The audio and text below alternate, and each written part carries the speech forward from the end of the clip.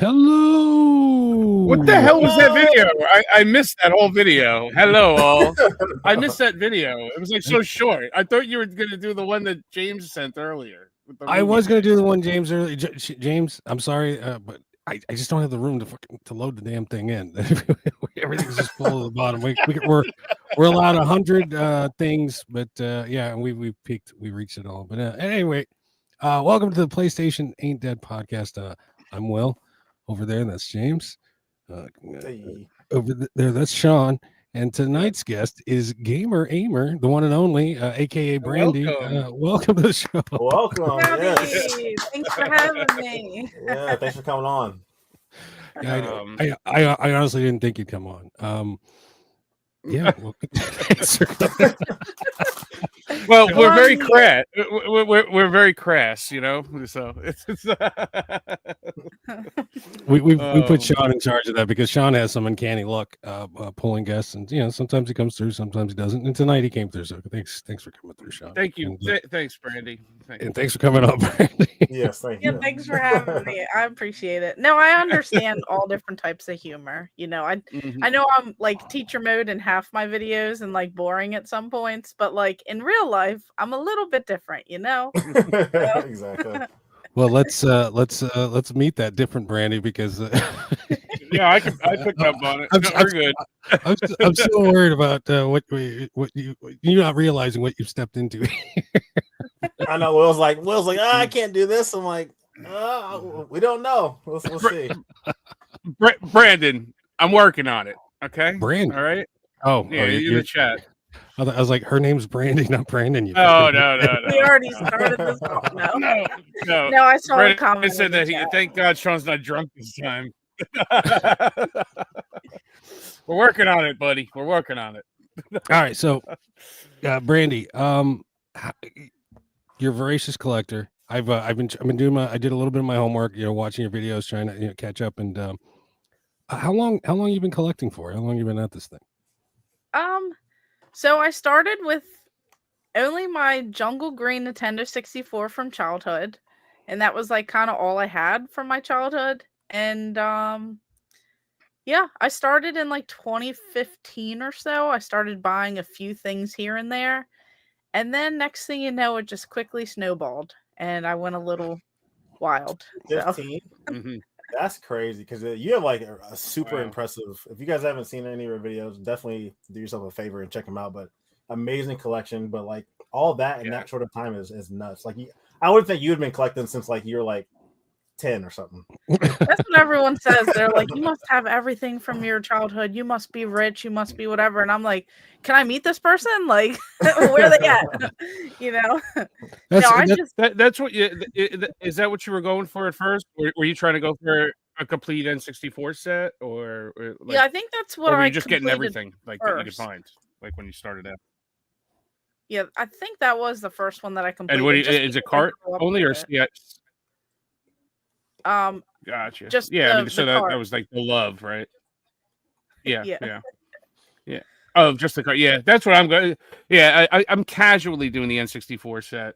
I think I'm about halfway through. It's an easy set, but I'm going cart only. I'm not dealing with the boxes. And I mean, my NES set is complete in box. I have OCD with that because I saved all my NES boxes when I was a kid. So when I found all my boxes and decided I wanted to go for a complete NES set, I was like, oh, well, it'll be easy. I'll just get the carts. And then I found a box of all of my boxes that I had stored away. And then the OCD kicked in. I said, well, now I got to get them all in the box. So when it came to the N64, I was like, I'm just casually going to grab them. If I go to like a con or something like that, I'll just grab 10 random ones that like I don't have, throw them in the bag and, and obviously Brandy, never play them because I got too much shit. So you have a full N64 set? Yes. I have. So I didn't just stop with like the games. So I have a full North American set. I have the PAL exclusives, and I'm 22 games now away from a Japanese exclusives that I need. So I'm trying to go for a worldwide set. I also have all but like 2 controller variants. And I have like Korean consoles, I have Australian, I have Japanese, I have I have everything. So I'm just like a few little tiny things away from like a complete worldwide wow. set. That's pretty How do you- impressive. How did you have that? Hold on, I'm sorry. You have that? Do you have that? What is that? Is it like some super rare, like Brazilian ESRB? What game is that? It was an exclusive. Oh, what is that called? Was it like a soccer game or something like that? Yeah, they do have like a International 64. I think it only came out in Brazil. Different. I don't have every variant, but I do have like the games. I don't think it was a variant. I think it was an actual game. I think I remember Retro Rick showed it in one of his videos or something like that. He got it into a store or something like that. I'll double check on that. I will double check. I know there's like not for resale variants. I don't have those yet. Yeah. And there is something I'm trying to remember, but like I have a couple carts that are like for Singapore, Malaysia, and Indonesia only, but they're like the same game that we have, and then they're I don't know. There's a few, but maybe I am missing one or two more. But I'm working on the full worldwide. Of all that. Well, no, I only asked you about it because it's God. I wish I could remember the name of it because it's a game that like I've seen it on a couple YouTube videos and like and people are generally like I've never even known that game existed, and I think it was like a Brazilian thing or something. I don't know. I think it's like a couple grand the freaking cart. It's pretty expensive, so I don't know. Brandy, how do you cope? Because it sounds like N64 is your love. How do you deal with that controller? I mean, is it a love-hate relationship? Well, I think back in the day it didn't bother me. And now they have. Oh, so now that like my whatever's kicking in, so I'll finish this. I think I found what you might be talking about. So now what is it? Brawler 64. So Retro Fighters makes the new, so like I play more now on that. But it's not ideally like the best controller to play on, but I think back in the day I didn't notice a difference. Like when I was like a kid or teen playing, I would say. But now I definitely prefer to play with like the Brawler 64 or like the newer stuff. I don't know. Two hand or one hand? So because two hand or one hand on the 64. What is this? Is it that one? That's the Brazilian one? I think it's that one. Yep. Well, they do have this. It's not only Brazilian because I have this game, but I have like I think it's a PAL exclusive or like a different one. So I do own it.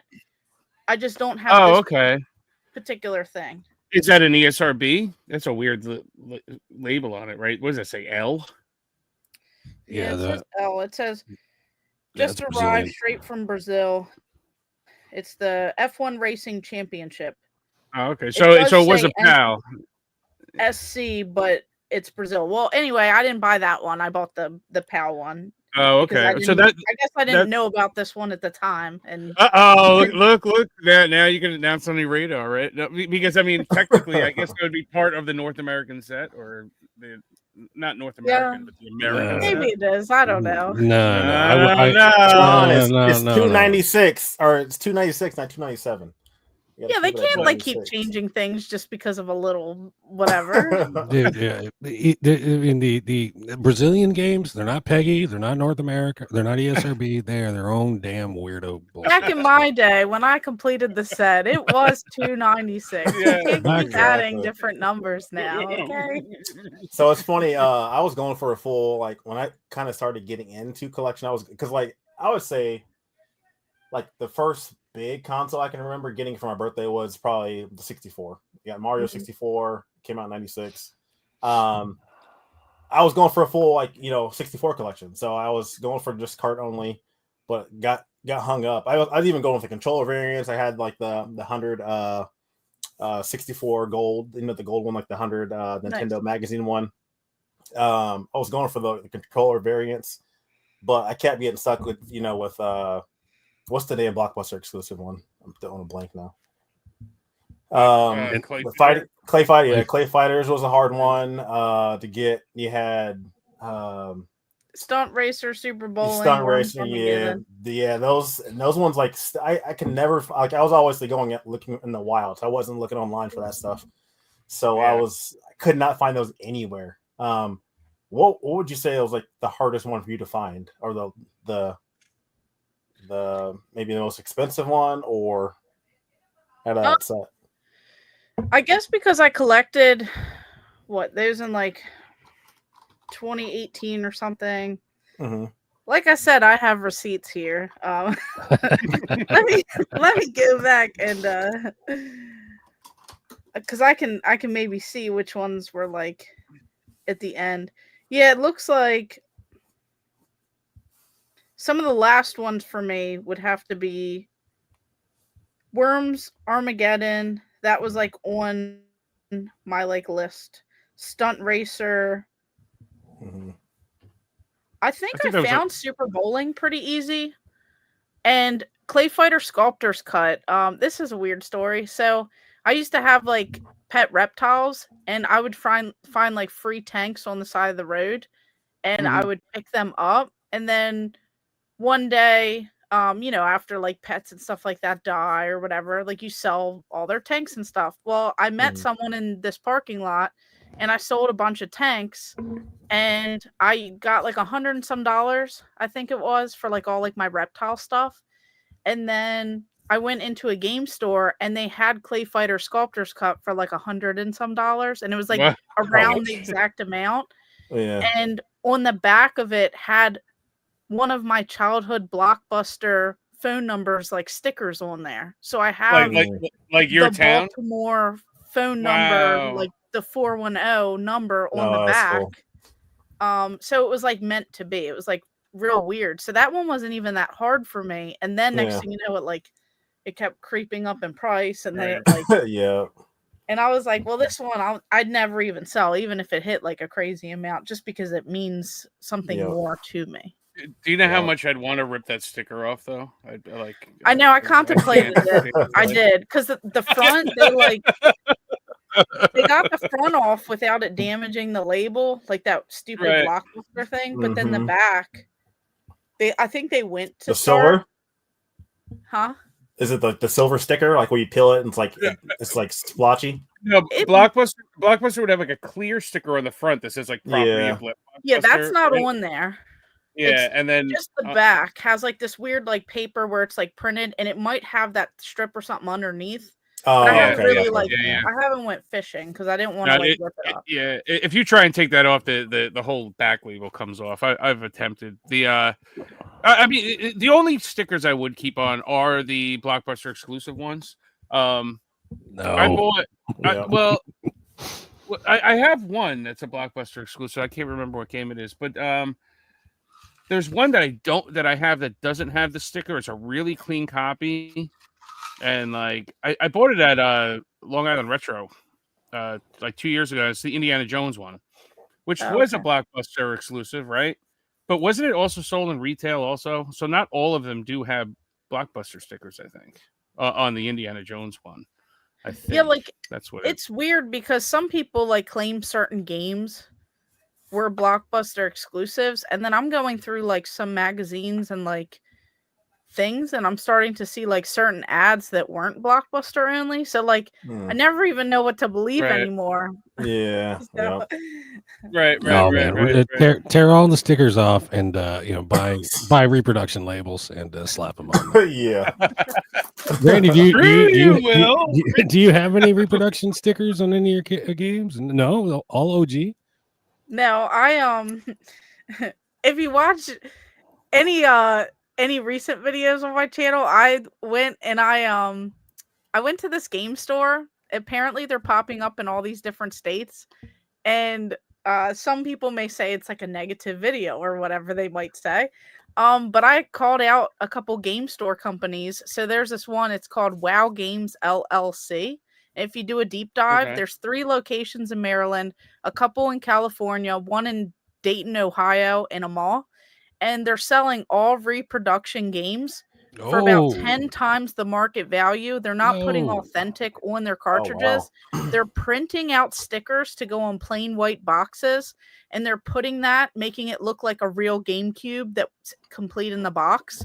And they're printing labels, and they're printing discs, like, you know, like the artwork that goes on discs, and they're selling like bootleg DVDs and all kinds of illegal things. And my God. That's why they call it WoW. Like, wow. Wow. Yeah, like wow, it's illegal Wow. right here, but they're Bullshit getting right away here. with it.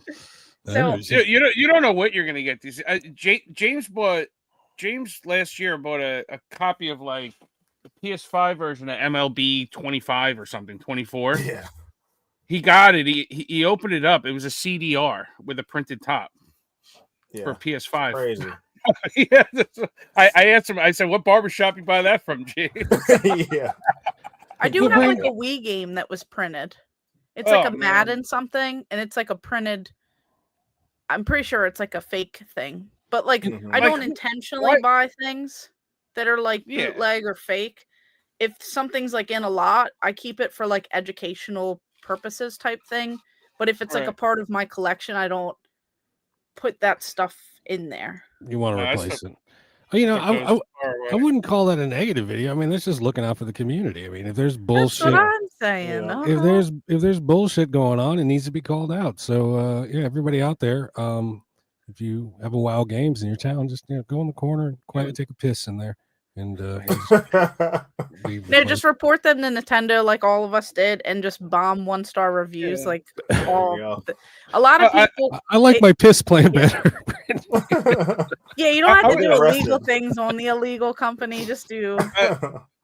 I went to my local game store this past week, and I was talking to one of the guys behind the counter, and you know, I don't know him as well as I know the owner, but like him and I were chatting and whatnot. And I told him about like for instance the Painkiller reprint and the Siberia reprint, and he had no clue. Really? And I told him, I said, be careful, because I mean, there is a difference on the cover. You know what I mean? Because one says THQ, one says Nordic Games, and this and that. So like you gotta do due diligence on it, because people are going to buy them for $40 and try to sell it to you for $700, and so be careful, Brandy, how long has the channel been up and running? Since 2018. I had no idea what I was doing, and I was kind of approached about YouTube. So we'll just like pretend like some of the early years, like I really had no idea. What do you mean approach? Like you sound like you were groomed. What do you mean who approached you? No, so I got Instagram and I started posting like my gaming pickups, because I didn't know that there was like a community at all. But like one of my friends was like, "Oh, I've seen people do it. You should do it." So then I started like posting games that I was recollecting from my childhood. Because, when you get your like career and you make money and like you're still living at home at that time, not now, but at that time, you start blowing your entire paycheck on video games, or at least I did. And very good. I still do, Brandy. It's all good. Well, yeah, I got some bills. I gotta do some adult things. So this guy messages me, in the DMs, and he's like, "Hey, I have a YouTube channel and I make X amount of money a month, and I think you should do a YouTube. Like you should create a YouTube. And let's meet for lunch at Bertucci's and let's talk about the details." And I was like, "Hi, strange person. Sure, I'll meet you." And then they lived like near me. So I was like, "Oh, stranger danger. Pretty nice." And he even paid for lunch. It was great. And he explains everything. And he's like, "Yeah, I'll come over your place. I'll film, you talk about games. I'll edit your content, and we'll split the profit." And I was like, this starts like the beginning of a horrible like, I was like, sure, come on over. So, but he showed me his channel, like he showed me like legit. I did a case search. He seemed to be fine. He hadn't killed anyone. So I mean, that I know of. So it all kind of like turned out well. And then he came over and he filmed my first game room tour video, 6 hours of filming. Wow. And then he like went home, I guess, to edit, and then I like didn't hear from him for a while.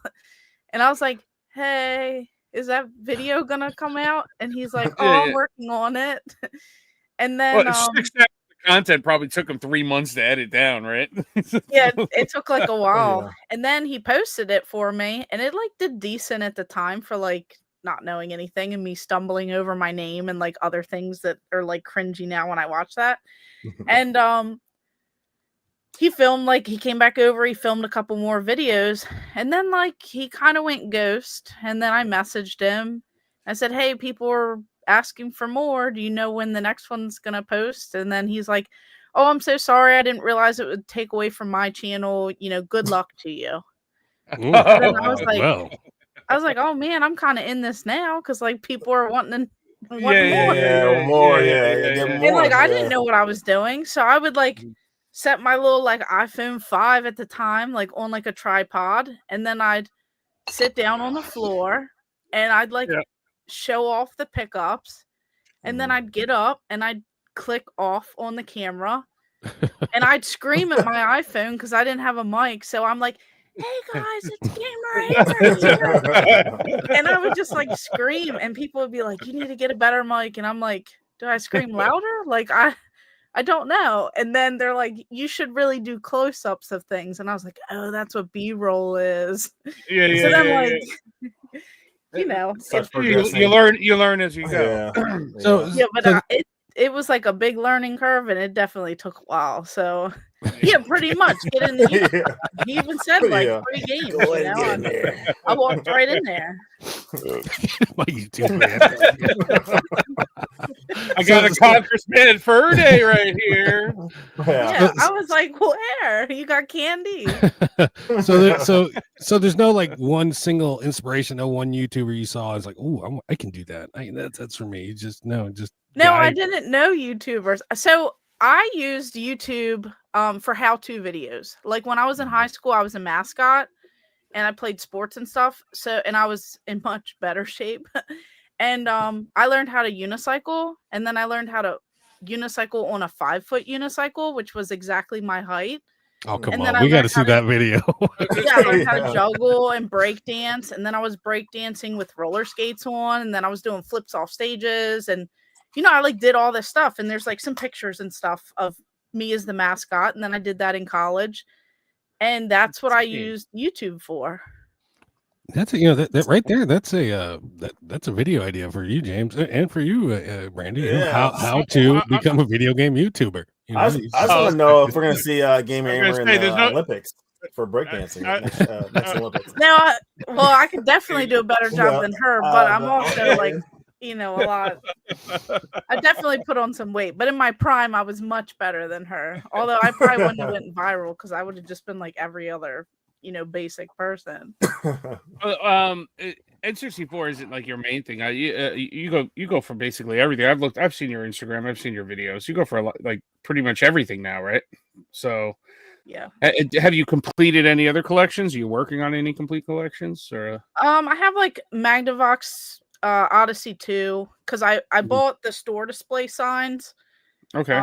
And then I was like, might as well go for like the full set since it's kind of small. Isn't that like 12 games? Or no? Is there more? That's like the first one.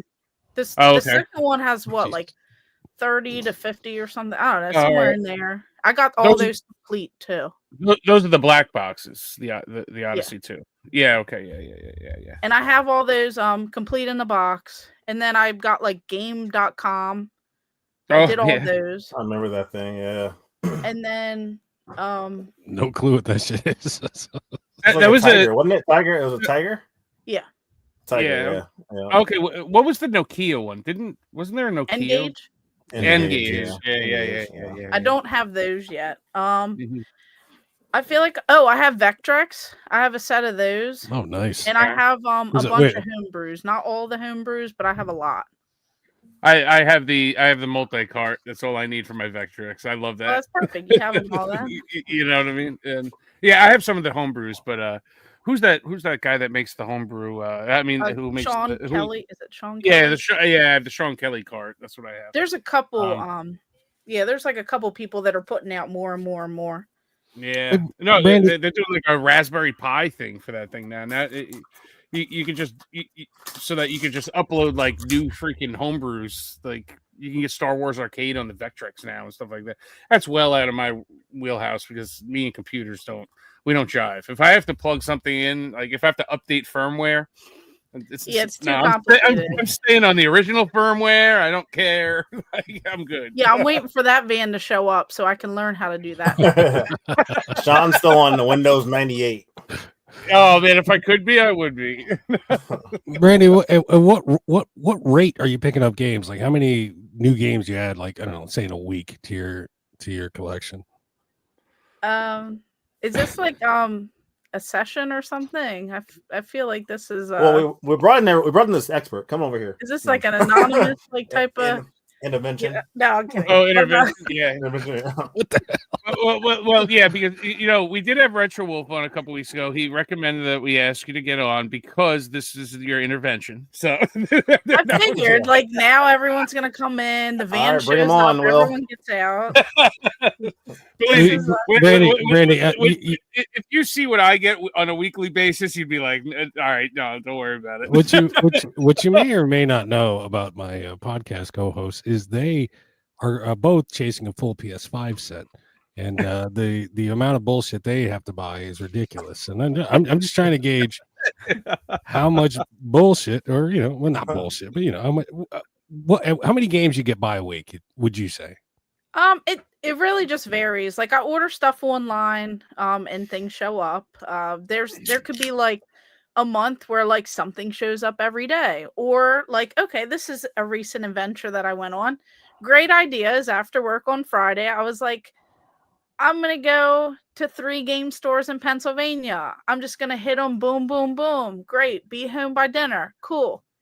2 hours to get to the first store away.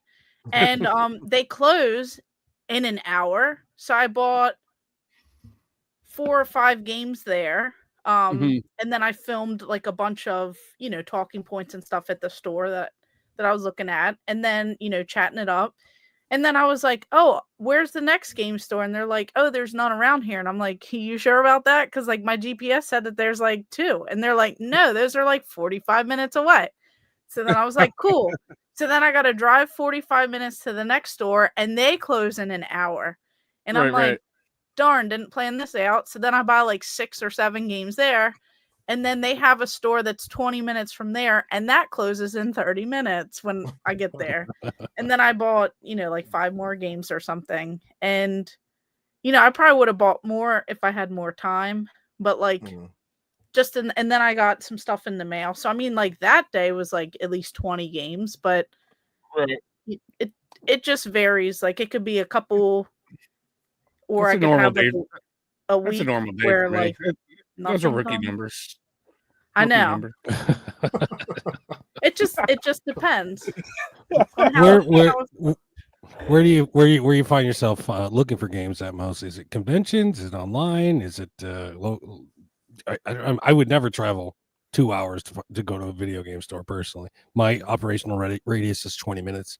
If I can't make it there and back in 20 minutes, I'm not going. But where you find yourself grabbing games from the most? Yeah, if I had like that philosophy, I probably wouldn't have anything. Just because I'm like, I always look at my phone, and I'm always on Facebook Marketplace, like any chance that I get. Like I wake up in the the middle of the night, you get up to use the bathroom, whatever you want to drink, whatever, and it's like 2 a.m. and I see something on Facebook Marketplace, and I'm already messaging the person like, hey, I can pick this up later today. I'll be there in 30 minutes. like I can pick this up like when a normal person wakes up. So like then I go back to bed, and then I wake up, and then if I work, I go to work, and then I pick something up. Or if I'm not working, I'm like, hey, whenever you wake up, I could be there. And it has like no limit. So like, so you're so what I got out of that, you're running out of the house, toilet paper hanging out of the back of your pants at 2:00 in the morning to go get games off of Facebook. All right. Yeah. But it's like on a day's work. Display items and stuff, So if it's in New York, that's how the news works. or Jersey, I'll make a trip out several hours just to go pick something up depending on the deal. So if it's like, like a $20 game for $5, I'm not going to do that. But if it's like $1,000 kiosk and they want like $20 for it or $100 for it, or I was gonna say it's gotta be something big. I'll drive.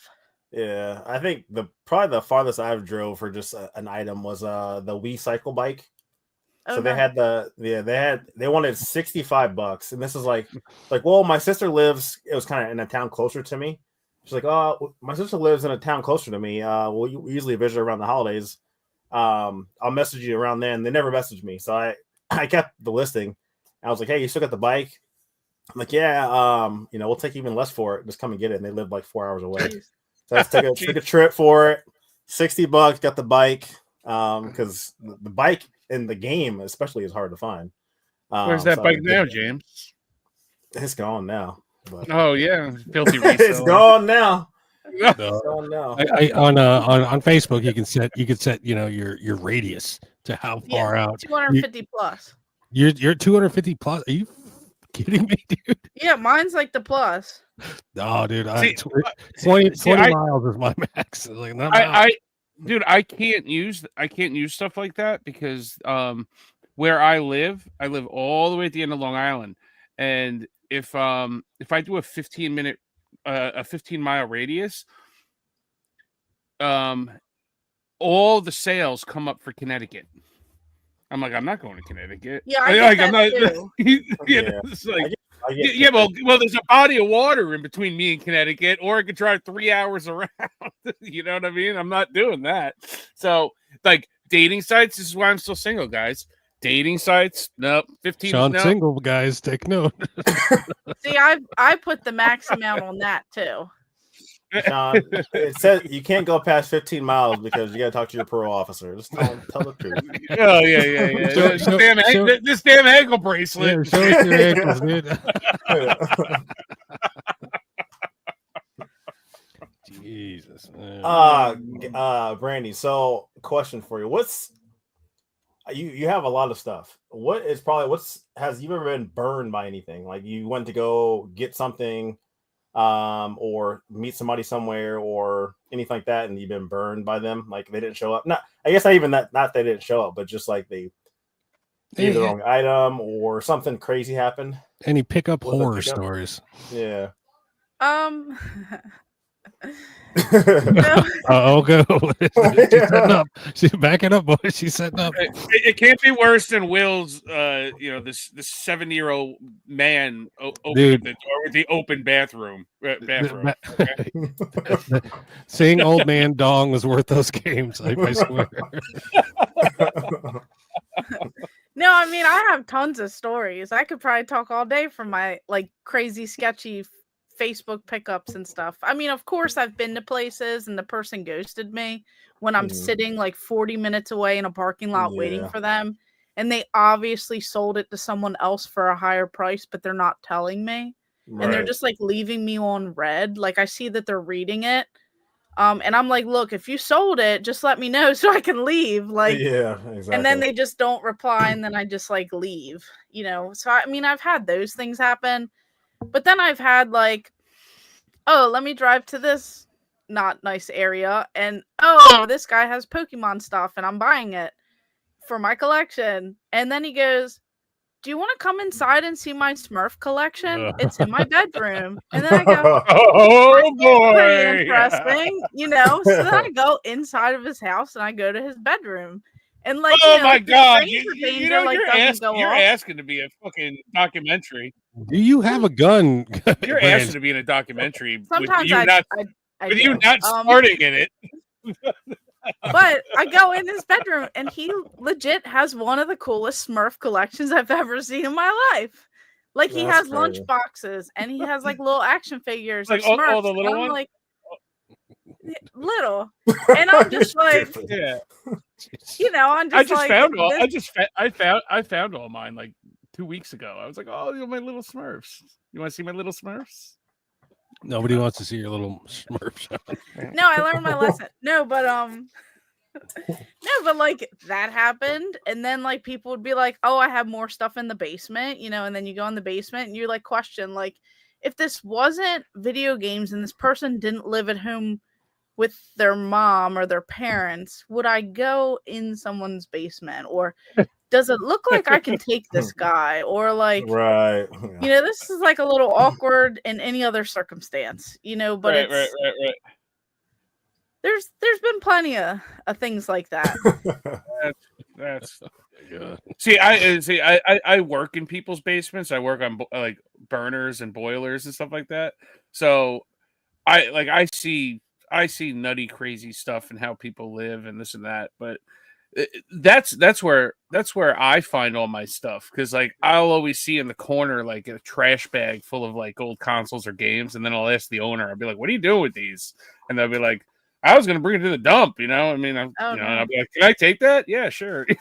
I got like so many consoles and systems and games and stuff like just like that. I got a box TurboGrafx just for that, like perfectly in the box. Yeah, that's the best way to do it, though, so that it doesn't end up in the dump and the trash. And that's the way I see it. Because even if I get it, I never sell anything. I'm not a reseller. I don't sell anything. But if I get stuff that, like, for instance, like I'll take it even if it's a double or whatnot, and I'll use it to trade it in at the game store for something I want. And the way I see it is, I'm saving it from the dump. I'm not, I'm giving it an extra life somewhere. So, because most people around me, right in the dump. So, who the hell is Game Junction? No, so it seems they burned everybody. That's another story I could talk about. Lay it on us. Lay it on us. Reggie brought it up, so let's hear about it. Yeah, so once again, I was approached by someone. I need to say no. That's my new thing. I'm going to start saying no. 2025, Brandy says no. This YouTube this YouTube channel that was called Game Junction, they still exist, but they're not really getting any views. They approached me to be on their podcast. I agreed. I said yes. It was a very boring podcast, but then the person continued to like talk to me after and was like, "Hey, you want to join our YouTube channel?" And by he ended up like kicking everyone out, and he like just continued it. And then he was like, "Oh, if you want to like make videos, we do videos all the time. You could be on the podcast, this, that, the third. It'll help you." I was like, "Cool. I'll do it." They started out at like 34 subscribers. I have like screenshots. And then next thing you know, I started posting shorts every day on their channel. I started running all the notes of the podcast. I edited all their videos. I did a lot of the videos. I was kind of more like the personality. My numbers are what got us invited out to conventions.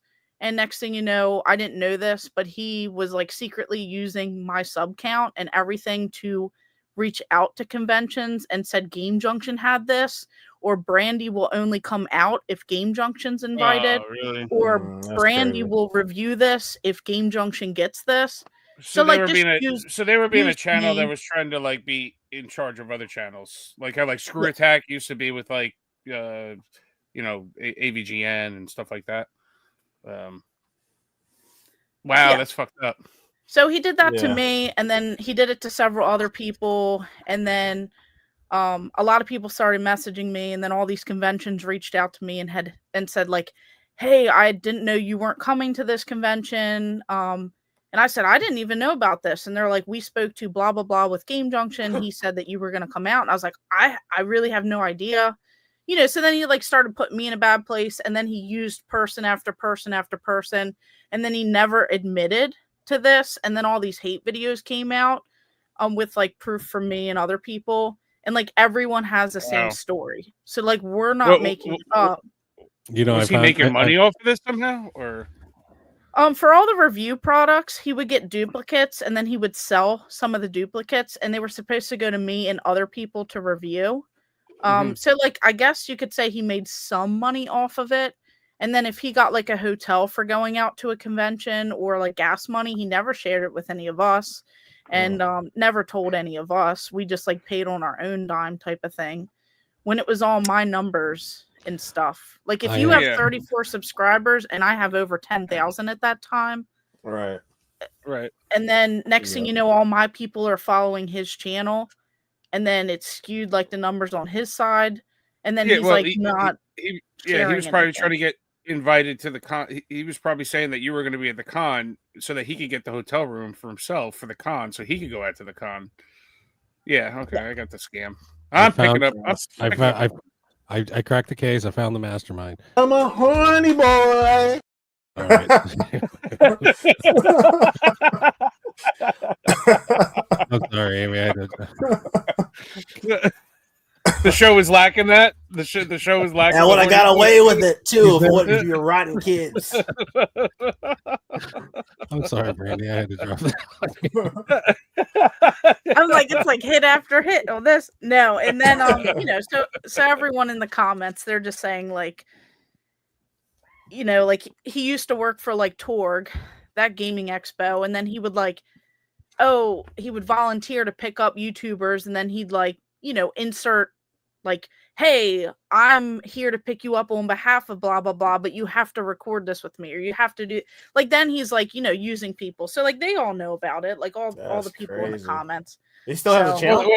Well, that other gem that we just threw up on the screen, he's banned from Torg too. So there you go. Yeah, that went out there too. The way that whole situation like went down, like posting back and forth comments and hate talking and trash talking, and that's the seedy side of con. It's crazy of YouTube. Yeah. I remember you put out a video about a con that I'm trying to remember it. That was a few months back. Without con. Who did? What happened? You did. I'll be right back. Oh, yeah, I did. Yeah, you were talking about a con. You want to tell that story a little bit? Man, we're just dishing it all tonight. This show is all about I don't know. I didn't want to give the View any credit, but the View sucks because I hate it. But so we're not the View. No, so while we're telling all, and I'm in a certain mood because we're a certain person tonight. We're a goddamn sewing circle. That's what we are. All right. The podcast ain't that sewing circle of YouTube, and there we go. All right. Yeah. So I went out to a convention. Now I didn't get any passes or nothing, like I paid, like it's an hour and some drive from here. I went out to a convention and I had such a bad experience that year, and I brought Game Junction, the one guy, and then a friend who also got burned, so we all went out, and I'm raving about this convention, like it's local to me, you guys can stay, like we can just all drive together, it'll be a great trip, come out this way. So I'm going in there, like, trying to rave about this convention experience. And it was like one thing after the next that kind of happened. But I made a video, and I started the video off by, like, don't get conned by the prices. Don't get taken advantage of when you go to conventions, because there's always going to be people who try to rip off others. And then after that, like, 10, 15 seconds of whatever, I go into, well, we did have a good time. We had a great experience. It was fun seeing everything. I bought this. They bought this. It was cool. We ran into people. We had a blast. I bought this stuff. I always go every year to support, da-da-da-da-da. I talk all this positive stuff about the convention. Well, then fast forward to the next convention year. I guess my video was coming up in the search bar.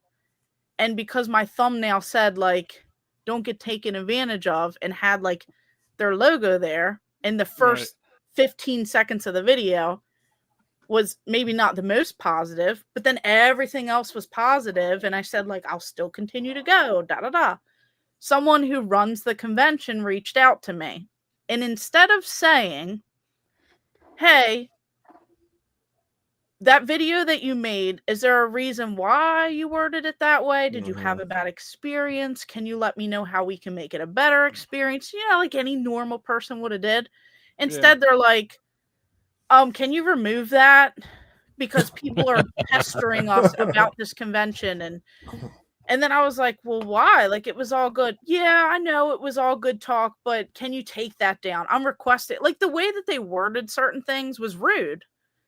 So I was like, well, should I take it down? And then I told all these people because I'm like, going through like, am I the problem type of thing? Being all nice, Brandy, whatever, I'm all too nice.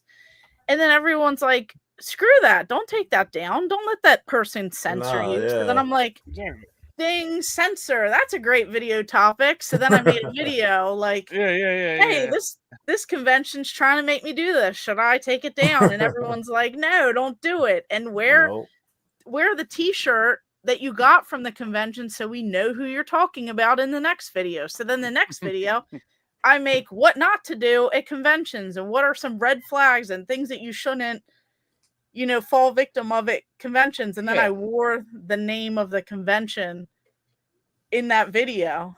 So it was like I kind of went on a brilliant. You know what's so stupid about it?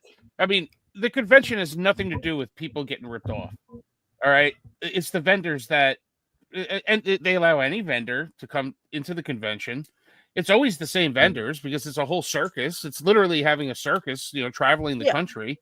So why would a convention even get mad about something like that? Because it has nothing to do with them. All they're doing is providing the space, the people, the outlet. But then like, it's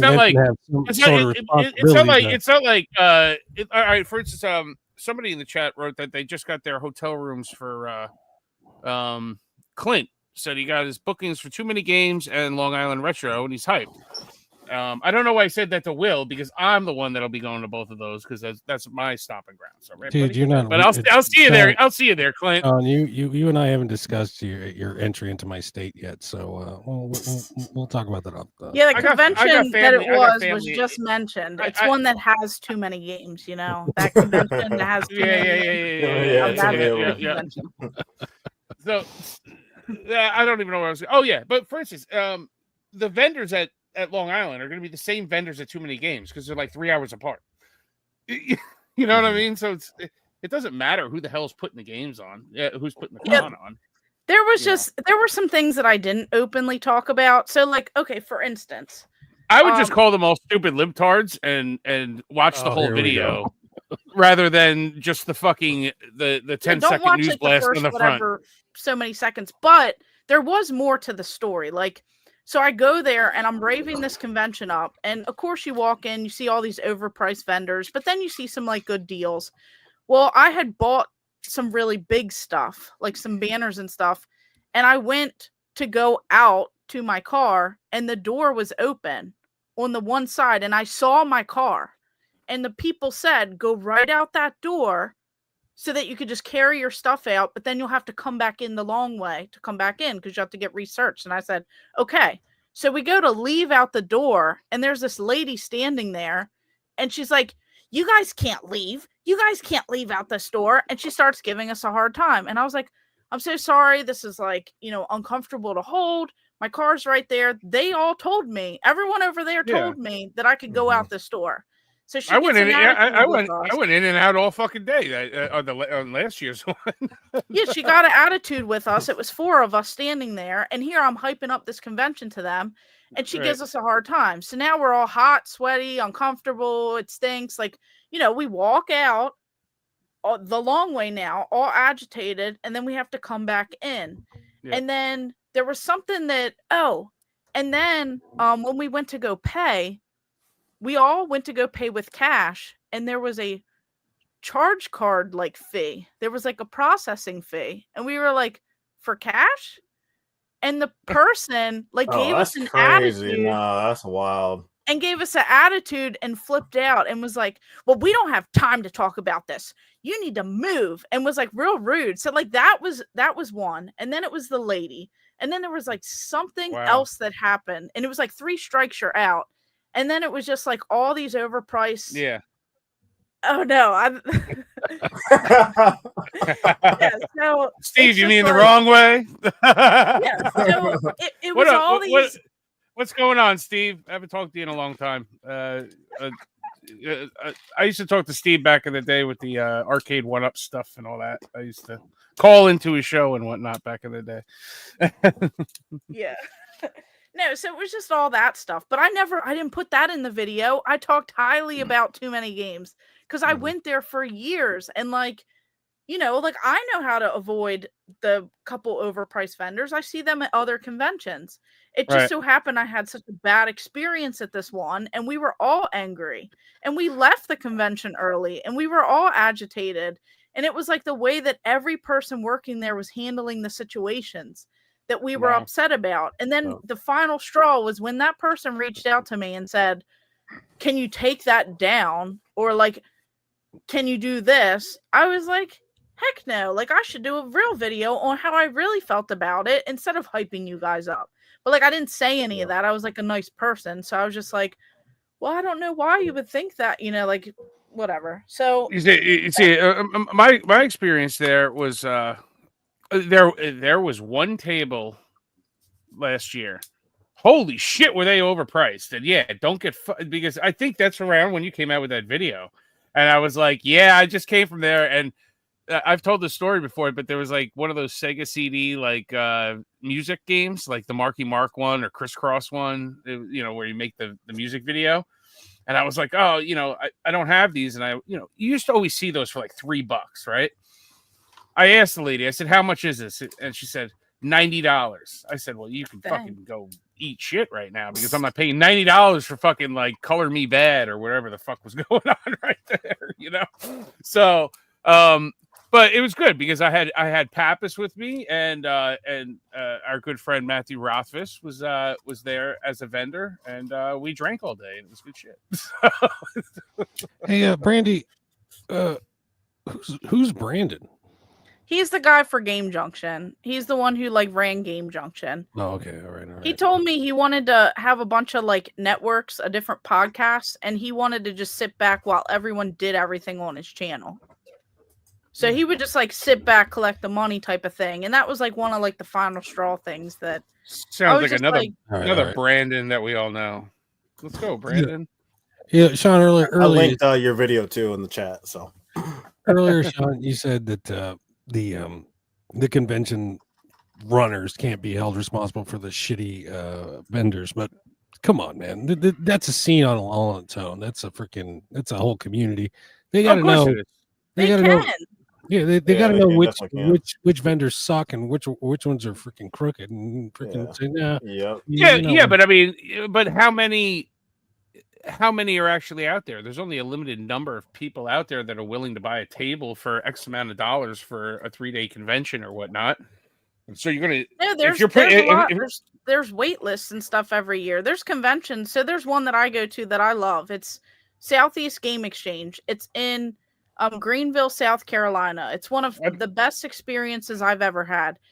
I've talked to him about overpriced vendors, and he's like told me that they look up people, they kind of get feedback on what people like and what people don't like, and they won't ask people to come back out again. They'll like ban them essentially, vendors and stuff that leave lasting opinions like that. Well, that's good to hear.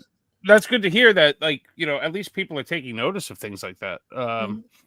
You know, I can't really gauge at the Long Island Retrofest because that place it's so small. It's in the middle of like a space airplane museum where like you're literally like there's planes on top of you with like vendor tables under it, and everybody's just hoarded like on the tables. So like it's not like spread out like Too Many Games was, you know, and where you can actually have time to kind of look and gauge like what prices are. Like it's one of those things where it's like you see it, you grab it, that's what you want. You like you don't even look at the price. You're like, that's it. So I can't gauge on the prices of Long Island because that's just kind of how it is. Yeah, it's almost like if you go to Applebee's and your server is the shittiest server in the world, and you leave a 1-star review on Yelp. I mean, that company has to see that. The company's typically going to answer your review, and they're going to hopefully do something, coach or whatever that server to get better. If not, then you got to get out of here. Like you're killing my business. People that have a negative experience is going to tell 10 people versus somebody that has a good experience, they might tell 3. So the thing is, the one table I was at, the one I was telling you about, the Sega CD game, they had one of the largest. They were like right in the middle. It was like they probably took up 4 spaces. You know, it was one of the biggest fucking things that is. So something like that. Will's probably right. They're probably in cahoots with too many games to have such a large spot. It wasn't like somebody with like 2 fucking 6x12 tables or anything like that. You know, they had big glass cases and. Let's say, like, worst case scenario. Let's say you do have overpriced vendors. But if someone like me has a bad experience and I make like a little 13-second part of the video a negative, do you come at someone and say you need to remove this or change it? Yeah. Or do you say, how was your experience? Can you tell us how we can improve? Or is there a way to maybe like change your thumbnail? You know what you say? Don't have this shitty fucking vendor here. That's how you respond. Here's how you respond, Brandy. Do you know who the fuck I am? But no, they don't care at too many games because they get like angry video game. They get people with like millions of. So I'm just like a little tadpole at that point. Like I'm no one. No, I'm like a fish on the PlayStation Ain't Dead podcast. In the pond, not in the ocean yet. Well, that's put on by like Cinemassacre, isn't it? Isn't that Justin and all that from Cinemassacre and Angry Video Game Nerd? He's the guy that puts that on, I think. So he was there like looking at badges and shit. Obviously. I guess me talking shit on it, I'm not going to get invited to be a speaker. So. Ban this guy. Thanks, guy. All right, guys. Let's jump into the news. I'm not saying anything because I don't want to reveal who sent the message, even though I do have screenshots. All right, guys. Well, you were real quiet when I said Justin, so there you go. All right, before the guy plays tambourine in a shitty fucking cover band, all right? Before we get banned like Steve Wright from all the goddamn conventions across the U.S. Yeah, I don't want to get banned from all of them, I mean, I'm not banned from there like some other people are, but I just didn't go last year. But like if I decided to go this year, like I'm sure I'm not going to be kicked out or anything. I just, and I might have a better experience next time I go. And I might not make a thumbnail that. Do better. Too many games. Brandy, me and Papis will have you back. Don't worry. Papis, he's got everyone's back. He's good to go. You'll meet him in a second. Not that far. It's not that far for me. I just have to go. I have to pay the processing fee, and then I can come inside the convention, and I got to wait outside like everyone else, no special treatment at this one. And, nothing like us plebs, that's what we do. All right, we're going to jump in the news here real quick. We're going to run through this here because we were running long as fuck, but I'm okay with it. Well, we're having a good time, and that's what happens. Yes, we are. And Brandy, you're opening up my eyes to a lot of this bullshit. Now you guys know. Now you guys know why I don't go to conventions, you sons of bitches. No, they're all great. After the news, we could talk about some positive things, The show is all negative all the time. Oh, no. All right. Formerly collectible game Evil Inside is receiving the old reprint treatment from BGNY Soft. They said in a tweet that their partner, Tsura Games, is reprinting the title. This marks the first time a PEGI game has been targeted for reprint based on its value. It seems this may have sparked a trend as 3 other titles from the PEGI-land from Meridian Games have also been targeted for reprint. Where the hell are they? So these are the Meridian title reprints. We got Tape. I don't know anything about this game. Insomnis. Mm-hmm. And the Crown of Woo. But you guys are PS5 collectors, but so there we go. I didn't. What's crazy about the Evil Inside? I really, and I think James had the same sentiment. Nobody talked about the Evil Inside. It was like our dirty little secret in the PS5 collecting group that That would be the one. That's going to be the one that'll be worth a shitload of money in a couple years, because it came out the first year of the PS5. It's been under the radar. Nobody's talked about it. It was their first game, Ultra Collectors. It was the first game that they did. Yeah, they put out, and it was limited. Like they said it was going to be a short run, and then all of a sudden, it's got somewhat expensive. And yeah, well, I don't understand the post of like everybody's asking for it. I haven't heard anybody ask for it. We don't need it. Well, don't reprint the fucking thing. They looked at resale values on eBay and they're like, oh shit, here's some money. Let's go get it. So what was it even going for? I never even followed it. Was it up to 200, James? I think it was over. No, it wasn't that high. No, I don't think it was that high. It was over 100 though, right? No, you know what it was? Yeah, but you know what it was? When you search for it on eBay, only like one copy would come up. Yeah. When I got mine, I couldn't find any on eBay.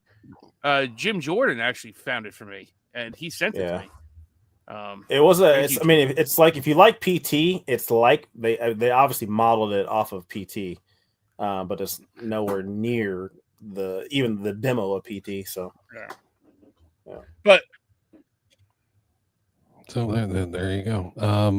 Let's move on to the next story real quick. What is this? But as for the Meridian games, it looks like they're not going to come with the slipcovers. Yeah, so you'll be able to tell the difference between like the reprints and the originals, because the originals have the slipcovers. So Tape, Insidious, the Crown of Wu, they all have slipcovers with them. So unless those come with it, but I think they would have showed them in the pictures. They'll just be the standard releases. So that's a positive if someone wants a differential, the standard versus the reprint. Another news, Sony is donating $5 million to help with the disaster relief from California wildfires. Not to be outdone, the boys over on Call of Duty 6, they are they're kicking in all the proceeds from a new starter. What is this? Tracer pack is what they're calling it. Ultra skin. They should have made it a firefighter. What the hell is this? But anyway, they're kicking in money. All the proceeds from buying the Tracer pack on Black Ops 6 is going to go to the California wildfires. So if you're going to buy something off of the dickheads over there, that's the one that you want to get.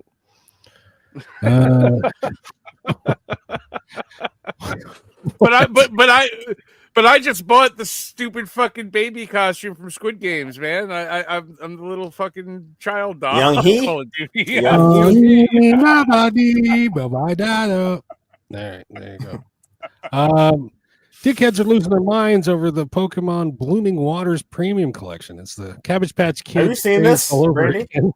Yeah, I've seen like all the TikToks, which rest in peace. I've seen a lot of videos and shorts on like people fighting or going into all the stores, and it's supposed to be like 10 per person or whatever, but like people are just picking up like the entire display. And they're taking as many as they can, but a lot of establishments are putting limits on how many you can grab. So there's some sold listings for $120, $99, $201. Yeah. What do they go for regular? Well, they're going the MSRP for the set is $59.99. eBay sold listings are hovering around $100 to $140. So once again, collectors are fucking collecting wrong, and they're idiots. Because I mean, why are you starting fights over a $40-$50 profit? I mean, what the fuck? I don't consider those people like collectors. Those are like what scalping is. Yeah. Well, that's but that's what I mean. Resellers are different. Collectors are different. Well, yeah, but that's what I mean, though. I mean, $40-$50. That's not a whole lot of money. Because there's a card in there that's worth like at least 1,000, a little over 1,000 in there. But they'd have to open it. They'd have to open. Correct, but that's why she was saying that those are scalpers getting that shit. That's not collectors getting. Because like I'm not doing that. Even if I had like the chance to, like, I'm not like. Do you collect Pokemon cards? I have a bunch of like vintage ones. They're in a binder like over here. So I have like the original stuff. I did try to get into like a little bit more, but it just doesn't feel like the same. Like this nostalgia doesn't hit. Like I have pictures of me for Yeah. like Christmas, you know, with my N64 and then with a bunch of Pokemon like card packs and like backpack and like a stapler and like all kinds of stuff. And I have pictures of all that. So when I started collecting again, I started like buying some of that, and I have like Pokemon stuff up there. Oh, I love me some Pokemon. I never heard of Pokemon stapler though. That sounds crazy. I was just too old for it. Like that. Just a couple of years. Like I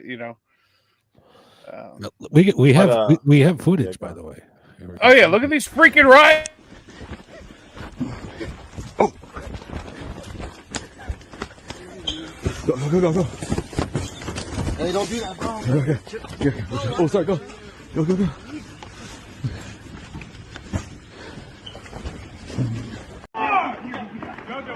Hey, Clever, hey.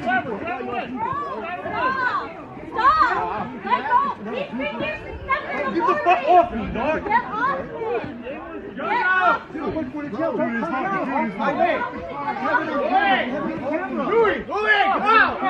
That's why you make it 2 each.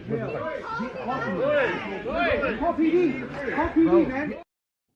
Yeah, like it's not worth, going to jail over, like getting a charge and, getting assault charges and stuff. You're going to spend way more money going to court and all that.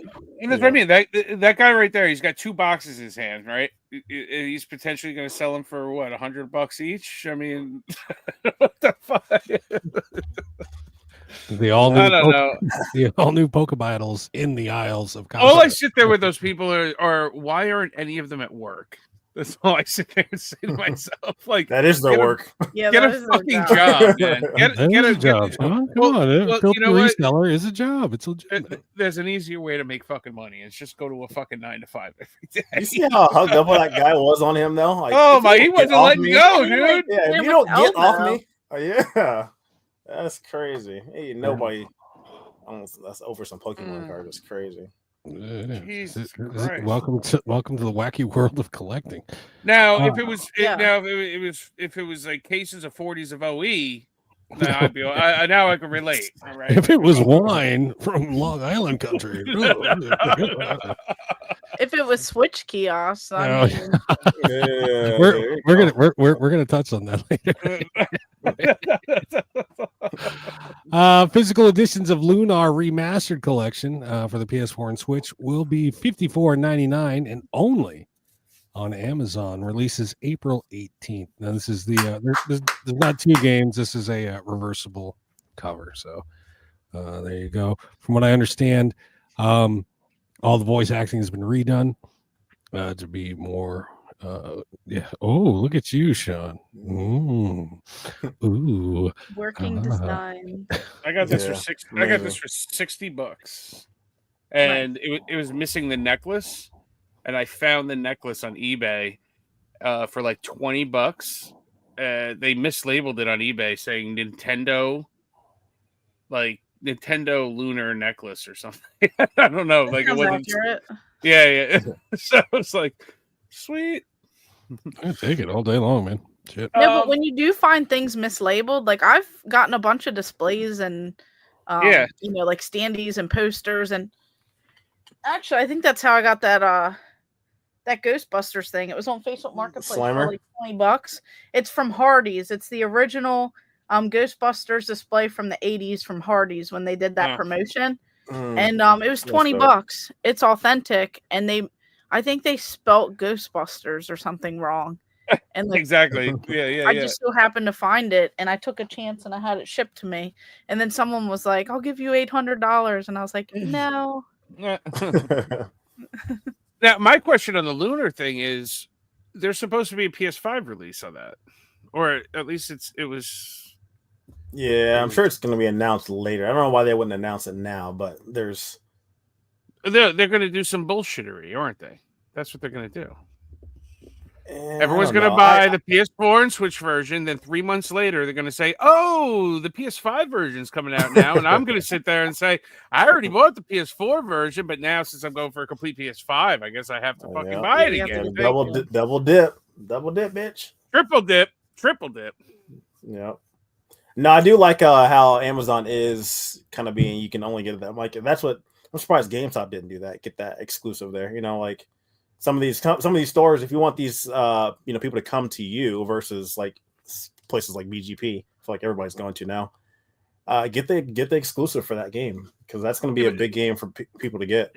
I find it too hard. I find it very hard to like search on Amazon for Amazon exclusive stuff. I click on the filter tab. I click on video games. Nothing ever fucking comes up for me. I'm doing something wrong. I don't know how to navigate Amazon. I struggle too. Other things like decorations and stuff show like it's not all just games. Exactly. Like it's like I just want the video game deals. James is the savant on that crap. I don't know. I just search it. Like I'll type in, like James will be like, "Oh, I got this game off of Amazon." It'll be like something fucking stupid, like F1 Manager, and I'll type in F1 Manager PS5, and there won't be any listing. And I'll be like, "James, send me the link." He sends me the link, and like there it is. Like I had a little asterisk in the middle of the fucking thing or something. I just yelled at you, Sean, for interrupting me, and I realized my mic was muted. So no worries.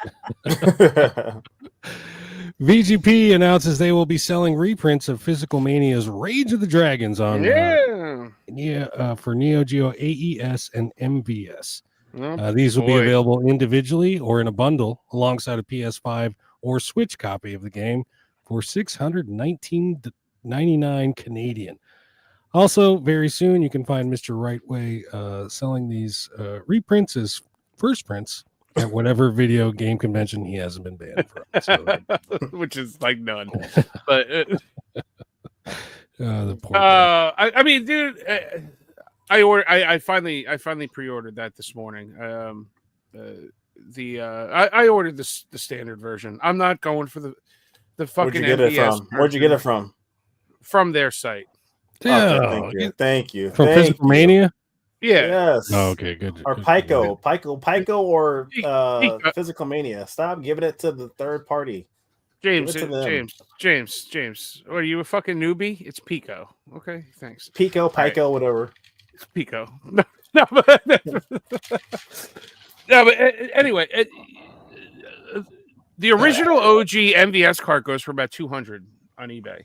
Why am I going to pay like $600 for all this bullshit? I don't like. It's just going to have ROM. It's just going to have a fucking EEPROM on it. I'll go get the original MVS for it for my Neo Geo. So I don't need that shit. Oh, we got some trophy collecting news here. The trophy hunting collectively celebrated as our very own Sean Powers hit his first platinum on Mia Dragon Princess. First ever fucking platinum ever. Yes, when he was asked about for a comment, he said simply, "It's because I'm a horny boy." Horny boy games with a Z. It's really not a horny boy game, dude. So. It's called Dragon Princess. It's a horny boy game. Calm the hell down.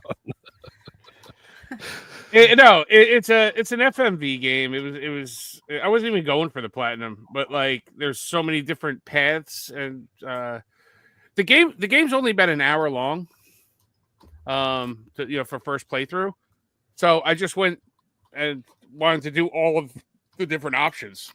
So I was done with the game probably in like 5 or 6 hours, and all of a sudden the platinum trophy popped up. I said, "Oh shit!" So it was a surprise. You're the best. You're the best trophy player. Hunter. I'm the best. I'm the best gamer of all time. The game's all right. It's in this mythical world where for some reason women are more powerful than men, obviously, because there were, women pirates, and these women pirates can beat up all these big burly men. I mean, I just don't know about this world. But anyway, like, she gets frozen in ice and then comes out like in modern times, and you're searching for her long lost lover's treasure, who's been dead for 600 years or something like that. It's very short. The ending's kind of like meh. but after playing like through all of the options, it was actually a very entertaining game. The first playthrough, I was like, wow, that game sucked. It ended like so quickly. I was like waiting to get to the treasure, and you don't get to it. You know, you kind of get to it, but you don't get to it. And I like FMV games because they're kind of fun. But there we go. So, all right. PlayStation cancels 2 planned live service games from Ben Studios and Bluepoint Games, one of which was a live service God of War game. Sony said it will work with both companies to minimize job losses. Oh, good, thank God. They said they said one of the biggest reason behind that was due to the failure of Concord. Of course, Concord. nobody would play those, dude. See, I could tell you right now, nobody would play those. You'd play. I feel like people will play the God of War. God of War. I mean, just the name alone is going to bring people. Yeah, that's like The Last of Us and the canceled multiplayer game with that. Seriously, you'd play the God of War one for 2 days, be like, all right, this fucking sucks, and you're going to go back to COD. There you go, done. All right. Brandy, are you playing any? You do like modern day collecting, like PS5, Xbox? Switch. Yeah, so up here is where I keep most of my newer stuff. The games are like out in the hallway, but I have a PS5. I don't really play like new Xbox stuff, although I'm still waiting to like. Usually I try to get all the systems, but I don't have the newest Xbox yet because I chose the PS5 over it, and then also Switch. Smart choice. Just because Switch is easy to like pick up and go. And then everyone that comes over, they want to play like a party game or something. But I typically, if I'm playing like more modern stuff, it's like PS5 or sometimes like PS4. Do you do any live service stuff? I have the stuff, but I don't really. No Call of Duties in your gaming. No, I don't know what the hell. Overwatch. I used to play those games probably on like the PS4, and then after that I didn't really play any of the new ones like on the PS5. But I used to play a lot more online, and then there was just like a point where if I play the game longer that I play, like I'm not as bad, but like I still can get like sniped immediately, and then have to like depending on how you play, and then you find like a better group where you don't die immediately, and then like finally I start to get okay. But there just like became a time where I got tired of that. Because there's like a bunch of kids who, aren't working, who aren't doing whatever. And probably a bunch of sweats. Those are known as sweats. Yes. Yeah. See, I was never a live service person. I was always single player, storyline, old school type gamer. And then like Will got me hooked on PUBG. It's just something we played like on Sundays or something like that. And then that new COD came out. Man, I became fucking addicted. This is why like we started like the segment that's coming up, the backlog thing, because they realized that I couldn't get away from COD. I was never going to play one other game in my life again. Like it just like it was like 12 days straight of like playing, that's my playtime. Not 12 days literally, but if you look at my playtime, it's like 12 days straight. Like, you haven't stopped. So they had an intervention with me basically. All right, last news story. Future Lab CEO announced in a tweet that they will be ending VR support for the sleeper hit Power Wash Simulator. It seems that the team heading up the VR division is costing them more money than it's bringing them in. So I didn't even know it had one. Wow. Do you have a VR? It's for Meta. I think it's for Quest. Oh, is it? Yeah, he has Oculus. The hand things in there. I gotta pee really bad. No, I mean, I guess that would be cool, but so it doesn't work for the PSVR 2? No, I don't think it does. Yeah, I don't think it's for the PSVR 2. I think it's just for the Quest. All which, by the way, if you haven't played the metas, that are awesome. You do any VR gaming? No. I used to play like the PlayStation, the original VR. PSVR. Yeah, like the first one. But I got sick the first time that I played. I was at a buddy's house, and he's like, if you start to feel sick, just stop. But mind you, I was like in a small bedroom that he had like set up. there was a fan on. The air wasn't really like circulating. Right. And I was like, I ain't no wimp. So I put it on, and then I'm shooting like the spiders and the bugs or whatever that game was. Yeah. And after like 15 minutes, like I felt sick, but I like kept pushing myself. And then he's like, he pops back in. He's like, you sure you don't want to take a break? It's been 45 minutes. And I'm like, yeah, maybe I should. So I take it off, and then you get really sick. I felt sick.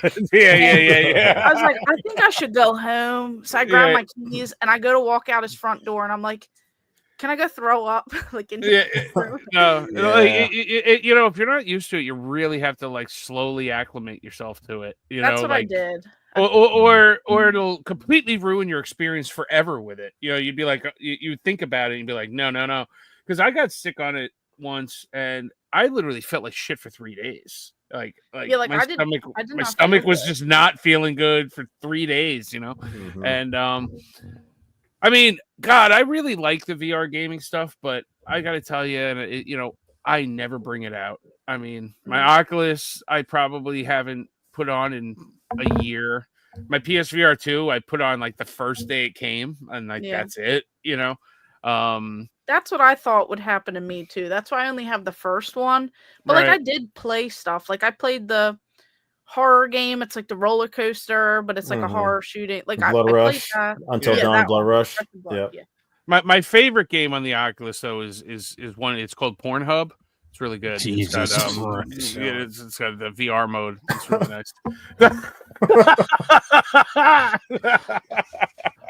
Oh, actually, there is one last piece of news. Prolific collector, Prolific collector, gamer Ahmer has scored herself a Nintendo Switch key. Very cool. Nice. You're shipping that up to me, right? Yeah, haters are gonna hate. Let me tell you. No. Brandy, we got to hear the story. How'd you score the damn thing? How'd you get this for free in 2005 or 2025? 2005. 2005. What the fuck? I was like, man, if I have one of those in 2005, I'd probably be rich. No, so backtrack. I actually have one already, and okay, the last comment that we just posted. So anyway, I bought one in I didn't buy one. I got it for free from my local GameStop that was closing in 2020. And what had happened was I frequented that GameStop, and they ended up saying that Nintendo was going to come out and take it, and they were going to put it in another location. But all the locations around me had one. And I remember Nintendo came out and they took the TV and they took the system. So then they called me in 2020 and said, come pick up the Switch kiosk or we have to dump it. So I ended up driving there. It just fit in my SUV, and I only had to drive like a short distance, you know, with the steering wheel and pushed all the way forward. And I came home, and then someone said, hey, I have a TV for it. So I spent a couple $100 on the TV with the TV bracket, and I put my Switch in there and like completed it. And I had a key already because it's the same thing as a Wii U kiosk. Well, I go into the closing GameStop the other day that's near me, and the lady, I overheard her talking to a customer who was talking about it. And she's like, yeah, Nintendo just came out. They took the TV out of it. They took the console out of it. But they said that they're going to come back for it. So I interjected and I said, I highly doubt they're coming back for it because that's what I was told the first time I got a Switch kiosk. And she said, really? And I said, yeah, they're most likely not going to. They only want the serialized items, you know, the things with the serial numbers on it. And I said, if they don't come back out before you throw it in the dumpster, can you please call me? And she got my phone number and my name and wrote it down. And the guy in the store said, wow, I'd love to have the Switch kiosk. And I said, give it to him. Call him first. Because I already have one. I was like, give it to him. He might enjoy it. And I said, just to let you know, it is kind of like bulky. Because I saw he pulled up like around the same time and he was not in a Prius?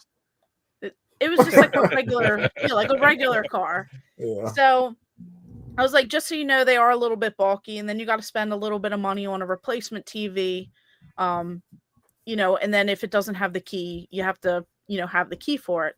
And he's like, all right, that's good to know. He's like, thank you, I appreciate it. And I was like, all right. So I leave. The next day I get a call. He's not showing up, and I'm told to call 1-800-GOT-JUNK, or I'm supposed to scrap it. So I said, no, don't throw it away. Please don't. And they said, no one here wants it because we don't want to break our backs trying to like haul it out. So I said, all right. So I have someone with me. And they just kind of like slid it in my car. And I drive home. I'm a little bigger than I was in 2025. So like, of course, I'm pressed up against the steering wheel driving home. And I'm like, oh gosh, this is uncomfortable. So I make it home a short distance later. And it's in my garage. And I'm like, I don't really know where it's going to go. So I was like, maybe I'll pass it to one of my collector friends because I already have one. And then today I was just yelled at in a comment on a certain person's video. What? By whom? Who would do that? Wait a minute. Who would yell at? I don't give names or anything. Somebody jealous that you got? Is somebody jealous that you got one? Maybe the same week he got one. So listen to this. I have the screenshot. They posted a video on how to get a free Switch kiosk. And I commented because you want to show support to your friends and engagement or people or whatever. So I said, hopefully I can score more at the GameStops around me. Tons of them are closing because I don't want stuff to get trashed. I am a physical preserve person. I have future plans for things that not everyone knows about. Whatever. They reply, you don't need more. Don't be greedy. LOL. Try to help someone get one for the first time. Oh, man. You know that son of a bitch is going to resell the one he's got. I said, okay, then listen. I said, you are one to talk. LOL. This second one that I picked up is going to someone else. Rather them go to me than the trash like they were originally. Yeah. And then I was thinking, oh wait, this is your at least second kiosk because you just sold your Switch kiosk for profit, and now you're getting another Switch kiosk, and you just sold your other kiosks, and you just sold all this other stuff, and now you're coming at me, huh? Why don't you help someone get some stuff? Why don't you not sell it and give it to people? Why would I give all my stuff away for free? Right. Yep. Huh? Didn't he? Wasn't he part of like a kiosk Facebook group and got kicked off of it for selling the kiosk or something? I forget. Wasn't there something with the Facebook Nintendo kiosks or something like that, or did they just squash all of that? Now, well, it's funny. The one of the original kiosk group, the big one on Facebook. Oh yeah, that got taken down. Yeah, it got shut down because people were selling the kiosks, selling their kiosks. Unfortunately, and there's statues. I think it was more so the Mario stripper pole statue. Yeah. And Gore's comment is the best right there. Mr. Rightway said, "Don't be greedy." Give me all the games. Give me all of them. Give me all of them. I need all the games. Send them to me. Send them to me. Send them to me. Send them to me. I'm so poor. Send them to me. Thanks. Oh man. And like, okay, also not to be greedy. For Christmas, I'm not trying to just throw this out there for like whatever. For Christmas, I like to give back to my community. I did 25 days of Christmas giveaways, and it wasn't just one item that I gave away for free. I bought these items all year round. I, put them aside, and then I bundled them. So it was like a game with another game with another game with a t-shirt combo, a figure, and something else. And that was like day one. And like day two was like a Hallmark ornament and like a Funko Pop and like a game. And then someone else, like another day. And every single day I posted on all my socials. I did shorts. I did welcome back to 25 days of giveaways. Every day I'm giving away a bundle. And what I did was, it's over $1,000 worth of stuff that I had collected. I found some deals. I got some on clearance, whatever. And I give these items away, and I randomly generated a person to comment or whatever. And I messaged them. I got their shipping address, and I paid for postage to ship these items. 25 days times 15 to 20 some dollars of shipping. I paid out of pocket. Right. It was $300+ in total, plus the $1,000+ of items, and that's someone who's greedy. Right. Yeah. And that's all. And you know what? Kudos to you. That's awesome. I mean, that's great that you've done that. That's awesome. You know, that's a lot more than most other people would do. You know, and like, I'm not saying it to, like, you know, toot my own horn. It's just like, when no, but we all know like, we all know his personality. Oh, what is his thing on shipping? Oh my God, James or Will, you guys remember? You want to talk about shipping? Like, what was it like when he tried to sell something in the Facebook groups? It was like $5 shipping, or if you want another game, it's like $10. He'd have like these pre-fucking shipping rates that like were ridiculous. It would come out to like $20 or something like that. That guy is the epitome of greed. That guy is a nut job. Yeah, like I was just hoping, like, I'm so glad, because some of the people, they were like, thank you so much. It's been a little tough, you know, this Christmas time, and this is going to my grandson, and he likes watching your videos because we like seeing what cool shirt you're wearing that day. And, you know, like, it was all like nice. Like, it was supposed to be like a nice thing. And, you know, I'm glad it went to people like that instead of like greedy people who just comment on every single, like, give me this, give me this, give me this, but then they have money to, you know, buy all this. Like, it went to like a lot of people that appreciated it and who weren't going to resell the stuff. And it went to like a lot of kids. Good. And I even shipped like outside of the US. Like, there was a guy in Canada. So, like, you know, like, I had it open to everyone. So, like, I shipped his name Sam? All around.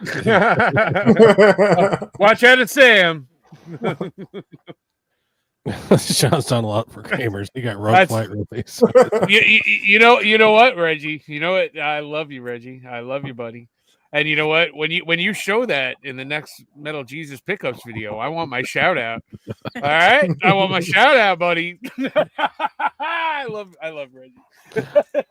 All right, Brandy, we have a. You put a picture of me right in front of on Metal Jesus's head when you do it. Brandy, we have a correspondent. Yeah, I guess that's the best way to describe him. Michael Papis. Oh, one second. Hello, Jim Jordan. I haven't seen you in the chat in a while. Good to see you, buddy. What's going on, Joe?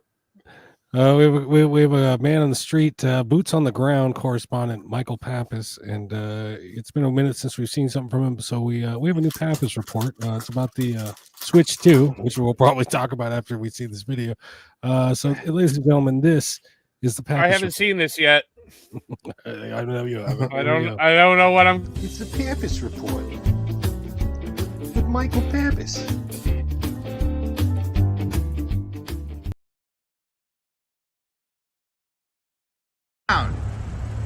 Happy 2025, gentlemen. It's the first Papis report of the new year.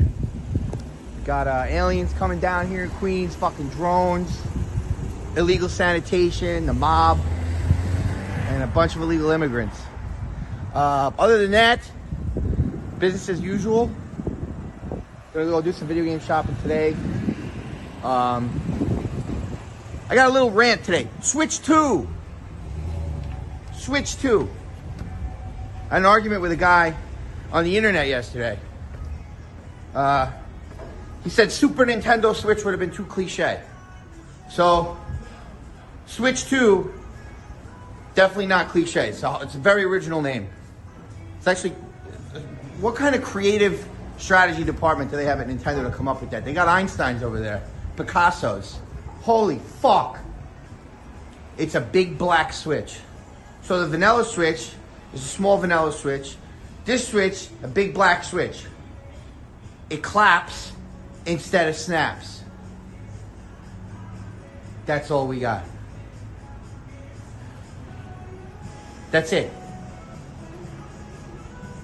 Why does Nintendo think that they shit fucking daisies, roses? Like, are you fucking kidding me right now? 8 years, 9 years, 8 years, who cares? Fucking, you gotta give us some information. I don't know if the screen's 4K. We're assuming. It says it's backwards compatible. Okay. What else does that mean? What do Switch 2 games like look like? Like, did they show us fucking Mario Kart 8? Did they show us Mario Kart 8? Or is that Mario Kart 9? I don't think it's Mario Kart 9. I think it's fucking Mario Kart 8 fucking on a Switch 2. And the YouTube video was a 1080p video. It wasn't even uploaded in 4K. So who the fuck knows? Like, what? Like, give me a fucking break, man. You know, I know my PS5 Pro went sideways on me, but like, I don't know if I'm gonna get this day one. Listen. What's with like the interior? They think they're like fucking Apple. What's with the colors? Like the accent colors on the insides only. It's black. Like, insides only. It's black. Like, you know you're gonna fucking come out 6 months later with the fucking thing orange or blue or fucking red and blue or white. Like, who are you kidding? God. See what these assholes are doing. What are you guys doing? Same old shit every day. What are you going on? What's going on back here? Packing some shit. What are we packing? Games. You don't like crap. Gravity Circuit, bro? I don't know. What's this? Hentai? Yeah, for you. Oh, this is a nice box. Actually, how cute it is. I just, we got yesterday. Yo, how do you feeling about the Switch 2 announcement? Seriously, honestly. Not enough content. I need more from this. What is that? It looks terrible. It's the same shit. It's like going from fucking Pornhub to BBCs.com. Yeah, it doesn't look good at all. I mean, I like the sizing on the controllers. I think they needed to increase the size because those shits are too tiny. The Joy-Cons are too small. So we got a bigger Joy-Cons, bigger screen. That's it. We don't even know if it's 4K. No, we have they didn't tell us anything about the details, no specs, nothing useful. Nothing. It's unbelievable. I mean, the Mario Kart is kind of like a hint there's a new Mario Kart, so I guess. Bro, it was Mario Kart 8. No, but from the way it looks like either they're going to reprint it for the new system, put it on Switch 2, or they're going to make a new one. That's what people are speculating. It's people on. But it was Mario Kart 8 footage. No, yes, but that's what I'm saying. So is that map itself though? One of those maps didn't exist yet. So either that's a DLC. So we're getting a DLC pack for Switch 2 for a fucking 8-year-old game. Yeah. Yo, they gotta be kidding me. I think what they were doing was like an emergency fucking... Yes, they needed something. Because they were working on it, because you could tell it was CGI the way that they did it, but it wasn't ready, and they rushed it out because it got leaked. It's always how it is. It's ridiculous. The whole right. Backwards compatibility got leaked, what, a month ago? Yeah. They were like, all right, let's make a press release about this, otherwise we're going to get screwed. Yeah.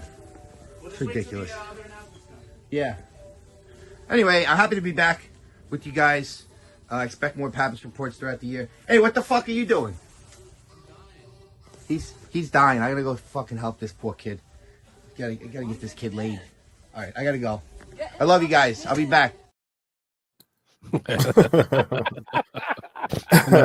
Why does he gotta be so New York? Because also, he's from New York. He's from New York. Side note, make sure you watch this live because it might get copyright claim with that music playing when he was talking. Oh, so yes. if you don't watch this stuff live, subscribe, watch this shit live because if it gets copyrighted, I'm taking the stuff out of it. So make sure you watch it live. So he obviously made that the first day. I mean, the Mario Kart is obviously the new Mario Kart. There's like 24 players on the fucking thing. The Donkey Kong is the movie Donkey Kong. But I mean, what else is new with that? Personally, all the wind is out of the sails with the Switch 2 because of all the leaks. Dude, they started leaking shit about the Switch 2 right after the original Switch came, talking about the Switch 2, and I don't even want to. For the past year, I don't even click on any videos that say Switch 2, okay? Because I feel like I already know. I already know. Yeah, you're right. It could be Mario Kart 10 though, because if they count the mobile game, Gore. So there you go. But I don't know, man. I'm just like, I'm definitely gonna pre-order it because I'm a fucking asshole. But I'm not excited over it. I'm like, it'll be there. I don't know why. So what? I guess my thing is like, why are you not excited? Is it because of the leaks, or is it because I feel like it's nothing different so far because we don't know much. We don't know specs. I mean, other than somewhat underwhelming. Leaks. Underwhelming. Well, I don't know if I wouldn't say it's underwhelming. All right, because they're playing it safe though. They're playing it safe. Nintendo's playing that safe. They don't want it. They don't want another Wii U on their hands. See, this is That's gonna break off. That little chip there, that's gonna break off like crazy. This is a thing of contention for me. All right, now I've said for years I have the Satisfy grip for the Switch. All right, a lot of times I played in dock mode anyway, but when I do play it in handheld mode, I have the Satisfy grip, which is a much needed contraption. Do you have one, Brandy? No, like a grip for it. It's kind of comfortable for me. Okay, but I mostly play docked. All right. The grip obviously, makes it feel like more of a legitimate controller. But also, what it gets rid of is when you're holding the Switch, you can move those Joy-Cons like this. You know what I mean? Yeah. Especially if you're getting frustrated, like in a game, and you're pressing, those magnetic things, those are going to break. That's going to be the point of contention. It's going to be the new Joy-Con for the next 8 years. Oh, yeah, the Joy-Cons don't click in anymore, this and that, blah, blah, blah, blah, blah. Because there's always something with Nintendo where, like, one thing is a failure. Yeah. So I'm looking at that. Show of hands. Switch 2 purchase day one. Well, yeah. Oh. I'm gonna wait until one of my kids says I want it, and then I'll wait for a birthday, wait for Christmas. As for the underwhelming thing, no, I do know it's going to be a lot more powerful. I mean, the board was leaked. I've watched Digital Foundry's whole thing on the board. They already know exactly what the board is going to do. I'm pretty positive that personally, I'm pretty positive with all the information I've gathered. The screen will probably be 1080 or whatnot, which is fine, here. But when you put it in the dock, it'll probably upscale to 4K or something like that. It's got to. With all these new AMD processors that are upscaling everything with AI technology and blah, blah, blah, and this and that, it's all going to do it. It was already running the Matrix demo from the PS5, so it's going to be as powerful, at least, of a PS4. Let's say, I don't think it's going to be as powerful as a PS5 or a Series X. It's gonna be barely pushing PS3 specs. Oh, come on now. You should shut the fuck up, Will, because every PS3 game has already been ported to the original Switch, and you just don't want to admit it. Just in, we have a live image of. Oh, here we go. Of the Switch 2 playing Donkey Kong. There it is.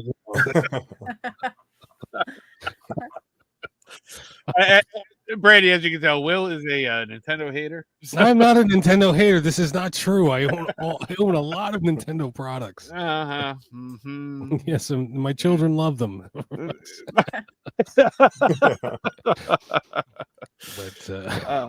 No, I mean, supposedly it's probably supposed to be about, I guess, 3 times as powerful as the original Switch. It's still not going to be as powerful as your most modern console, but Nintendo doesn't need to ever do that. They've proven themselves. A Nintendo first-party game is quality. I gotta see what's out there, because I'm not picking up a Switch. I haven't played my original Switch in forever, but I gotta see what first-party stuff out there, because third-party, I'll probably play it on the PlayStation 5, but like I got to see what first party stuff out there. That's the only reason I would buy that's what drives the Switch, huh? You're exactly right. That's what drives Nintendo. The fucking first party games, the Marios, the Donkey Kongs, the Zeldas. Yeah. Well, I'll say it up and down. Xenoblade Chronicles 3. Like one of the most beautiful fucking games. I don't know how they pulled it off on the Switch. That game is awesome on the Switch. Now, ever since that came out, the Switch has been struggling with releases after that. You can tell frame rate drops, but that's a Nintendo first party game, and man, they know how to make stuff for their console, like, up and down. So. Oh yes, Kirby. They got Kirby. Great, excellent vacuum cleaners. Kirby is fucking awesome. And then the other picture we had was this weird fucking mouse mode bullshit. Hold on, let me pull it up here. Is this the gimmick? All right, cool. You click a piece on that you're potentially going to lose in a drawer somewhere, and I guess is that a cable sticking out the back? Yeah, it's no, a strap. It's a strap. it's the the wrist strap. Oh, it's a strap. Oh, okay. Yeah. But it looks like there's something that you click on the bottom, all right, to make it like go like this. That's kind of cool. What are they gonna do? A new Mario Paint? I mean, you know, the point and You click gotta play games. Catan or something like that. Catan or something. Kids I love don't know. point and click games. You know. I don't You know know. what to tell you. What else to tell I you? still have my original Mario Paint. I don't play that shit. I mean, the fucking the hard mouse pad gets in the way of all my fucking controllers in the drawer. You know. I think Right, I honestly think the biggest crime was naming it the Switch 2, because the number one, they're biting off PlayStation. Number two, the original Switch is now going to be forever known as the Switch 1, which is annoying. Yeah. Well, but it is what it is. What do you think they should call it though? Dude, I would have gone with Super. I would have gone with Super Switch. Nah. Super Nintendo Switch would have been fucking rad. They gotta play it. Look, it's the iPhone. They don't. The iPhone comes out every year. iPhone 7, 8, 9, and then they switched it up to the X, XS, and then 13, 14.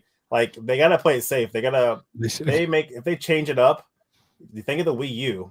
But change it up a little bit. But James, Nintendo has historically always done things in threes, like for backwards compatibility or like similar systems in you know. So you got the GameCube, the Wii, the Wii U. The GameCube, the Wii is backwards compatible with the GameCube. The Wii U is backwards compatible with the Wii. The Switch is going to be backwards compatible with the. I mean, the Switch 2 will be, they cut line, and then the Switch 2 will be compatible with the Switch, but it's the same with the DS and the 3DS. They're all backwards compatible. The Game Boy Color, backwards compatible, and they cut bait. So they've always done kind of things in threes. So I should have called it the Switch 64. That would have been rad. The Switch 865. Okay. It is what I it don't is. know. Any thoughts on the on that trailer or anything, Brandy? I mean, I just want to see more. Like I want more information. I think Mhm. that's what I meant by like underwhelming was the presentation part. Like I know it'll obviously be stronger, it'll be better, and it'll be able to handle like more stuff. It's just when everyone's like talking about it, there's all these rumors. Like you kind of want a little more, like a little extra, or like something. Yeah, blame the Right. leakers. That's the thing. Like these leakers, Well, stop with the leaks. It's like it kills the anticipation. Yeah. Switch ain't dead. Yeah, exactly. The Switch ain't dead.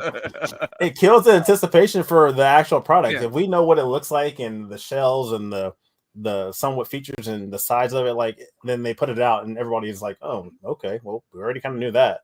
It just kills the whole vibe of what it should have been. And like I don't know. I don't know why people do that. Like that's exactly what's going to happen in April. Because they're going to have it direct in April. Mm-hmm. Like Hayes said. And they're going to say everything that we just said right now. All right? Like the dock will upscale it. And we're all going to be like, yeah, we already knew all that. Like, can we have it in our hands, please? It should have been in our hands last year. Thanks. Yeah, I want like more games, years ago. like more updates. Like what's the new Yeah. What's like I don't want it to release and it's only like Mario Kart. Like what's the other games? Yeah. Like are there more first party games? Like where are we going? Or is there going to be more physical media, less physical? Like I want to know those questions.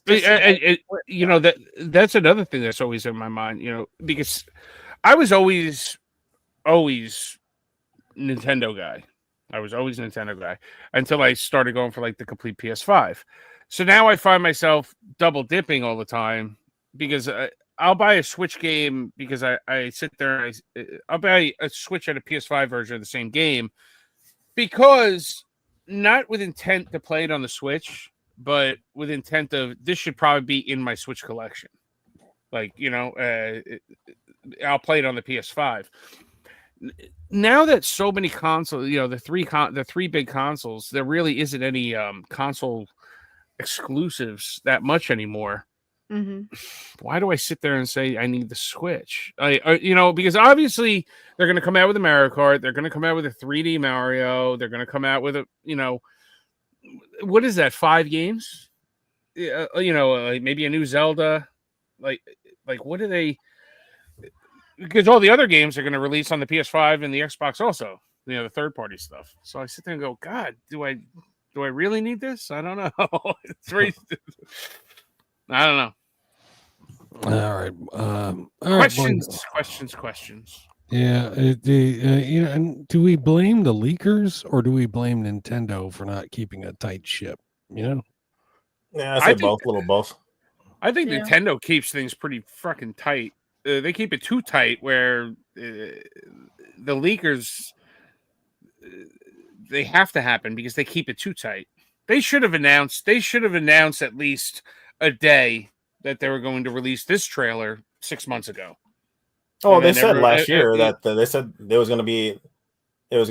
Well, they said they didn't say it about the trailer, but they said last year it was going to be something. The new Switch, like the end of the fiscal year or whatever the hell it was. Yeah, I don't know. Before we get into the hottest game of this internet, I did want to ask you guys a question here. What? If you, Brandy. Yeah. Pick 3, and the rest are gone forever. What 3 are you picking? I guess I'd have to keep Super Mario All-Stars because you get a bunch. It's a cheat code. That's a cheat code. Classics. All right. Turtles in Time because I am a Ninja Turtle fanatic. Yes. It's hard. You better pick the right one. Or I'll hate you forever. I'm probably gonna pick the wrong one. I have no clue. Because I'm gonna get the play it safe instead of because they're all okay. Obviously, I'm wearing a Super Metroid shirt, and I love that. But and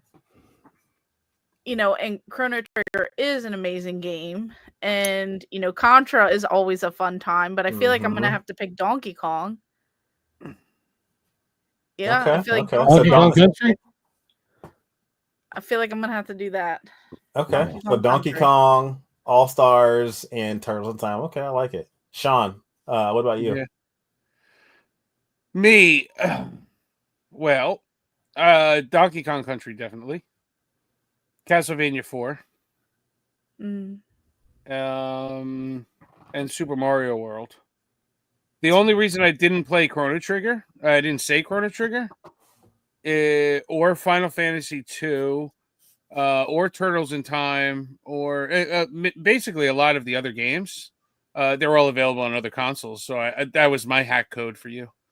Okay. Yeah, I was wondering that.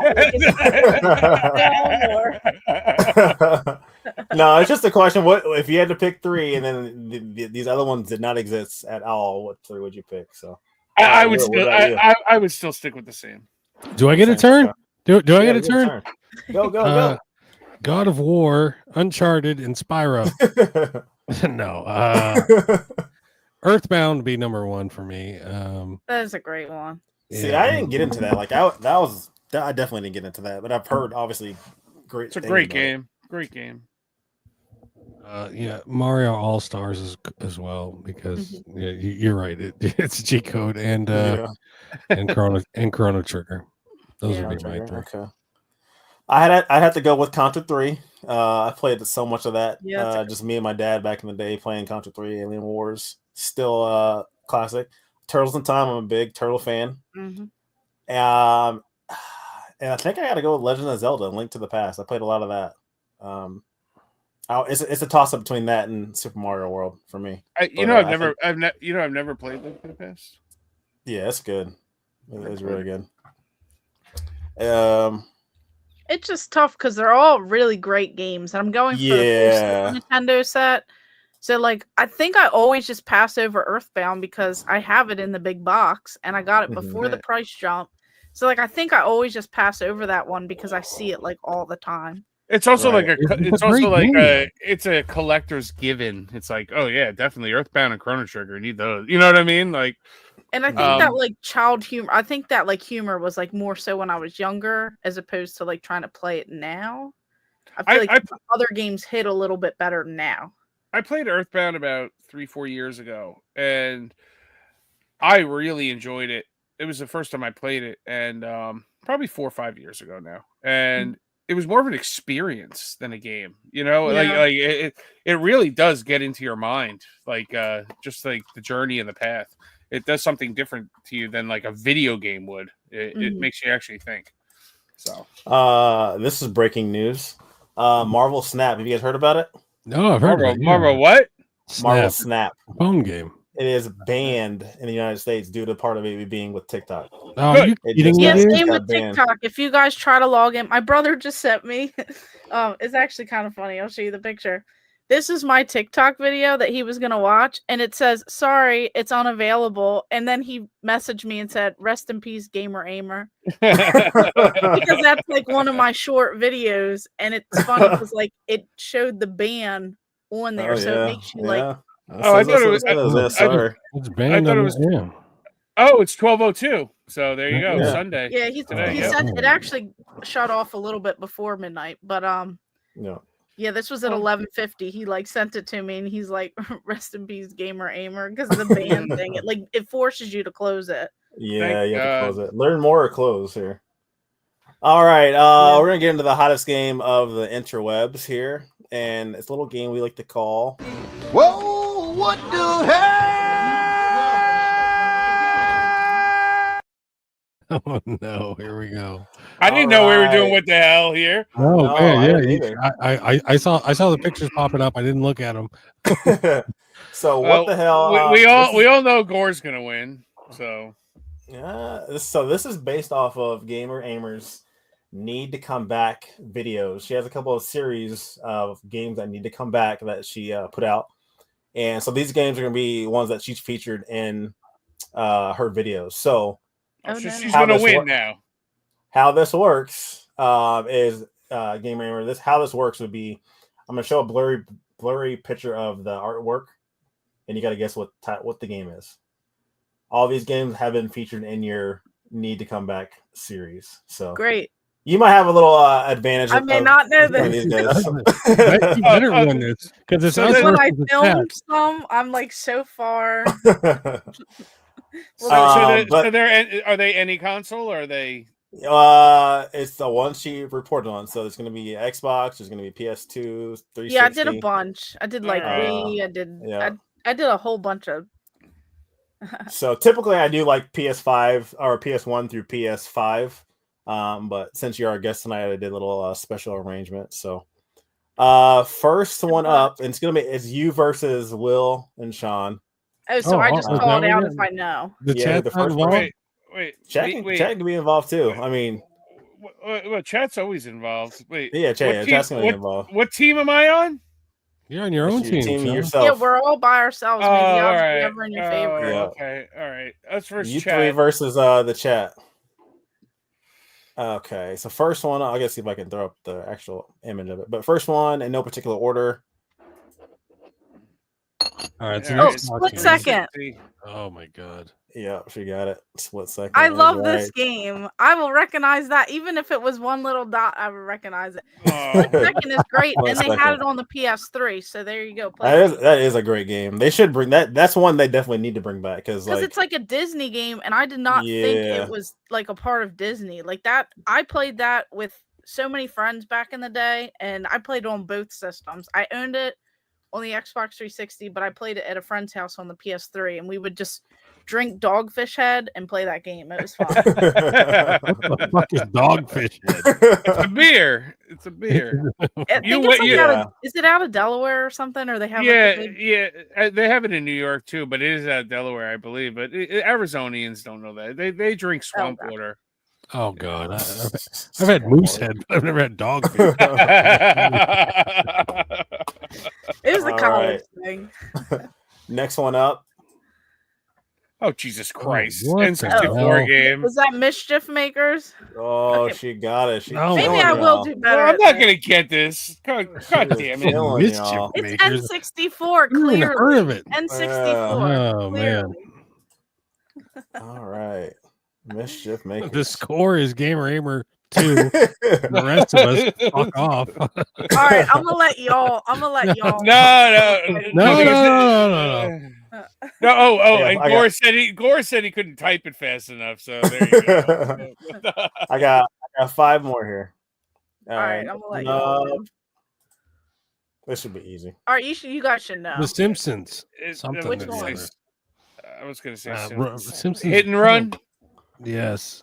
Yep, Sean, you got it. All right. Good Hit job, and Run. Sean. Okay, They thank do God need I to bring this one remembered. back. I'm giving a half point to myself and Sean. I think Gore got it before me, actually. Yeah, that's a All classic. right. So game right there. 1/3 point for me, Sean. Brandy, I don't know if you know Gore, but Gore has his own YouTube channel also, and he does this game by himself all fucking day.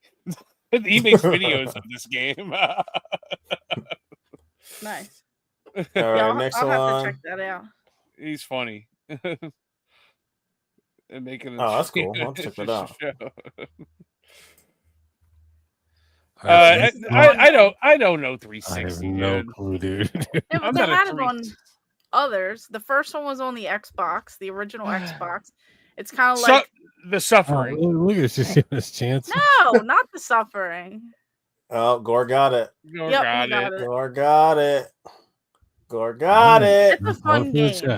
It's a lot There of you fun. go. Like when EA was putting out some decent stuff. So what is it? 1-1-1? Oh boy. No, it's yeah. Brandy's winning. That's what it is. Yeah, Brandy. Oh, that's right. Brandy is too. Yeah. All right, 3 more. Jesus Yeah, this Christ, is with the great. 360 games. Snowboarding game Giving y'all a hint. Borders. What? starts with an A, ends with an amped. I mean, Just Amp? oh, is it amps? amp three. Oh, F3. No. Yeah. All right. Brandy. Gore and Brandy sitting in a tree. There we go. They're both getting the fucking all the scores going on. All Well, I'm right. glad that I actually remembered. It wasn't as hard as I thought. I thought it was gonna be like, oh, you mentioned it, and it's like in the background of your video. In your head, you go into panic mode. All right, next one up here. Oh, that's my Jet God. Set Radio. Oh, is it correct? Nope. No, he's not. Okay, I'm out. I have no- Jet Set Future. Yeah, I give it to you. Yeah, All you right. got it. Jet Set Jet Set- Radio Future. I said Jet Set Radio. Jesus fucking Christ. No, Yeah, you but you said- gotta add the future to it. All right. Yeah, Sean, with the future, man. Yeah, Come on, future, John. No. It's the future, man. All right. And last but not least, Thanks, Reg. someone's leaking Gore the answers. Someone's leaking with the answers. Gore, I need my payment, PayPal or something. All right. Last but not least, PS2 game, War of the Oh. Monsters. Oh. Yeah. Yep. yeah. Well, you got it. Oh my War God! of I the got damn one. monsters. War of the Boom. motherfucking monsters, yo. Yeah, that's a great Did- one. Didn't they? Was the one on Wii like a sequel to this one, or is that totally different? It's like a 3D, like it came with like 3D glasses or something like that. I don't think know. that's the I buy movie consoles monster for shit. adults. I don't know. Is that like Attack of the Movies or Attack of the something? Yeah, that's what I'm Yeah, thinking of. Attack That's of what the I'm thinking Movies. of. No, I that think was it's like like- three. That was like it's 3 different. mini games. Yeah. Yeah, that's The different. PS2 is Thank more of like you, a love Reggie. letter to like those types of movies, and the other one's like something. Probably some good. Appreciate it. I get a cut of that, James. 20 cents. All right, I'll send it to you. And so thank you for playing. Whoa, what the hell? There we go. All right, guys. We're gonna get into it. This is where is it? Oh, no, that's a Papis report. No, it's package time. Wrong one damn thing to show. It's package time. It's package time here on the PlayStation Edit podcast, where we show off our latest pickups and doodads and knickknacks and whatnots. So I'm gonna go first because I got to pee really bad again.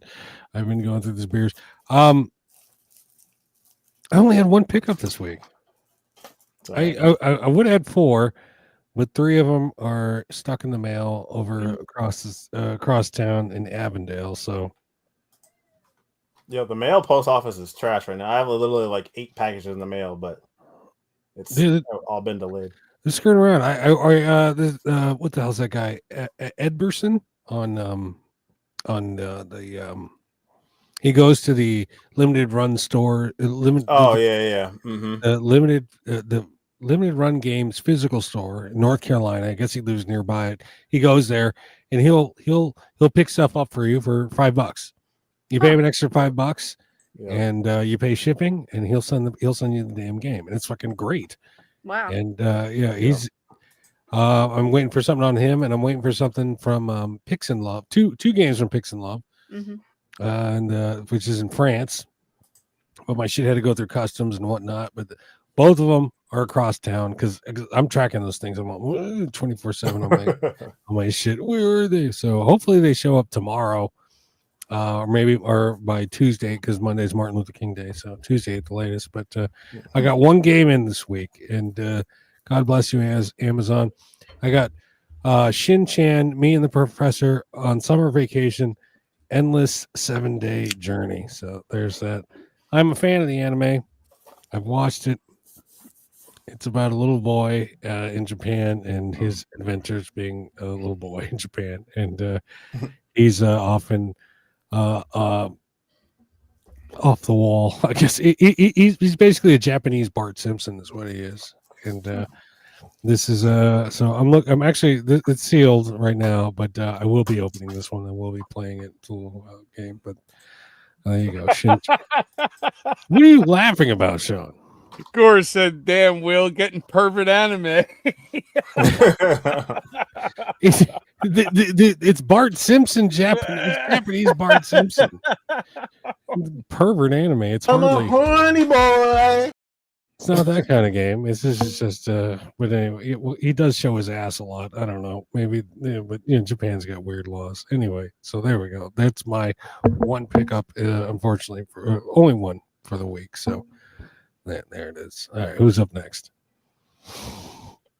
I'll go next here. All right, I gotta pee.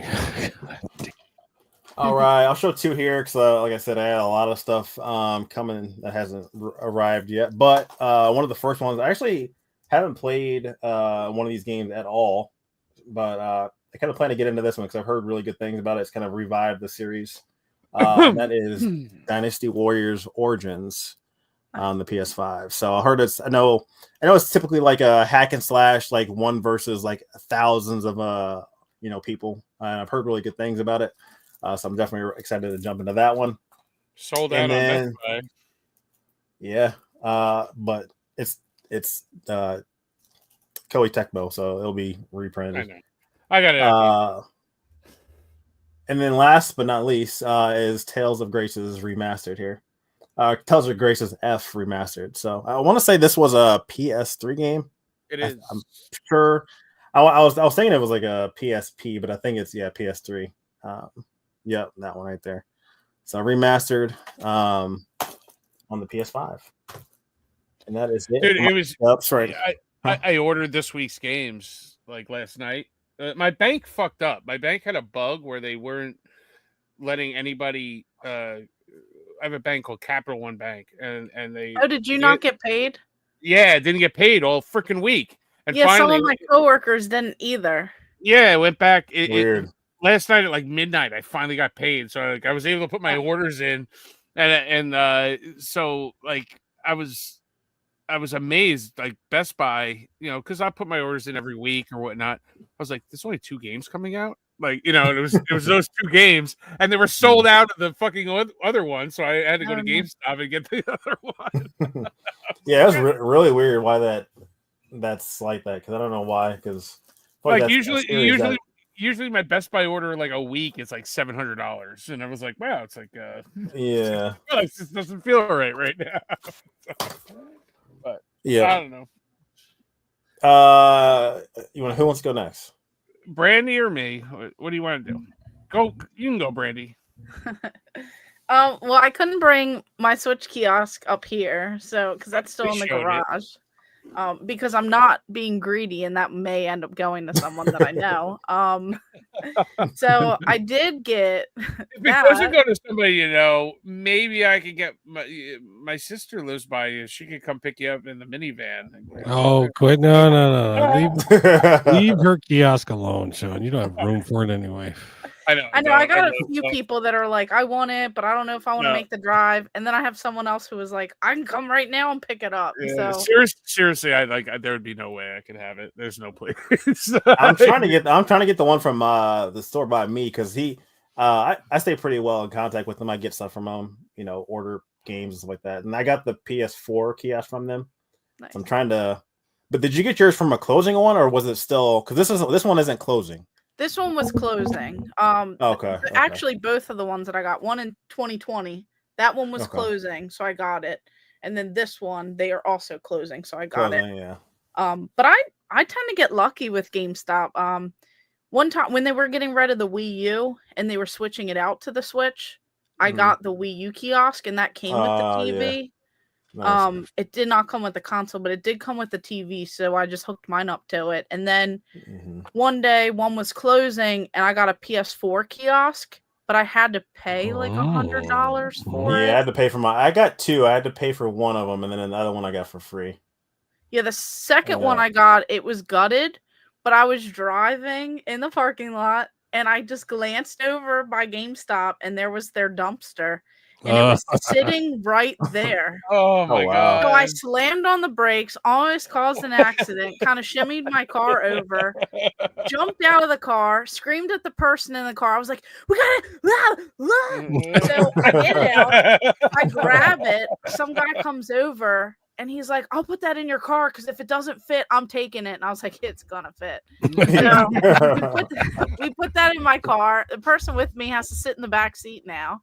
And, I prioritized the kiosk, and then I drive home, and I ended up getting that to someone who wanted it because I didn't need two of them. Right. There you go. So I do get lucky when it comes to GameStop. Yeah, it seems to be. That's the right way to do it, Yeah. I dude, when I go to GameStop, hey, can I get any of these posters? Or I remember when like Zelda Tears of Kingdom, I said, they had one of the vinyl banners. I said, can I get one of, when you guys want to take it down? Every time I go there, all the employees have already claimed everything, and I'm like, yes, motherfuckers selling it on eBay, You gotta go to one that doesn't. The employees don't want the stuff. Well, Brandy didn't show her. She had. I thought she said she had the key. I brought something up that I just got in the mail today. I actually got the email shipping, and it was like, "This is shipping," and I was like, "Oh, what is it?" From Limited Run Games. It's always a surprise when stuff like that shows up. So this is the Switch version of it. Rugrats Adventures in Gameland. I did play this when I went to PAX East last year. So I did actually get to play it at the limited run booth that they had. I wanted the big Reptar Collector's Edition, but I forgot. So I only picked up this one. That's a cool collection too. I mean, it gets to a point where the big boxes are just too much. I mean, you got so much. There's no more room. So I like that. Well, I find room. I found that. So I just went in the closet the other day because I'm trying to change things up for my game room tour, and it's like Narnia. I took out a bunch of stuff, but then I put more back in it, and it all right. And there you go. I think at some point I will get the NES version that they released, and maybe I'll get that one in the big collector's edition with Reptar. But it plays really well. I recently played the NES version, and I think you could switch back and forth with that modern. They do let you, and I think it has an option too where you could change how it appears. Yeah. I think that's like a neat little touch, but the NES cartridge, the NES cartridge saves. You know, it's cool. So it's just like, all right, cool. I can put it down for a minute. You know, yeah, very cool. All right, is it my turn? So Sean's turn. All right, so I'm not gonna go through last week's pickups because I was way too wasted to show you guys what I got last week. I mean, I showed like 3 things. I went back and watched the video and I was like, yeah, I'm done. I literally had like 30 things last week, like stacked up, and I was like, yeah, I'm not gonna talk anymore. But Jim Jordan did have a request for package time. He said he said he needed to see Wrong Way's head or something. I don't know. I don't have Wrong Way's head during package time, so I made something real quick when I went up to the bathroom.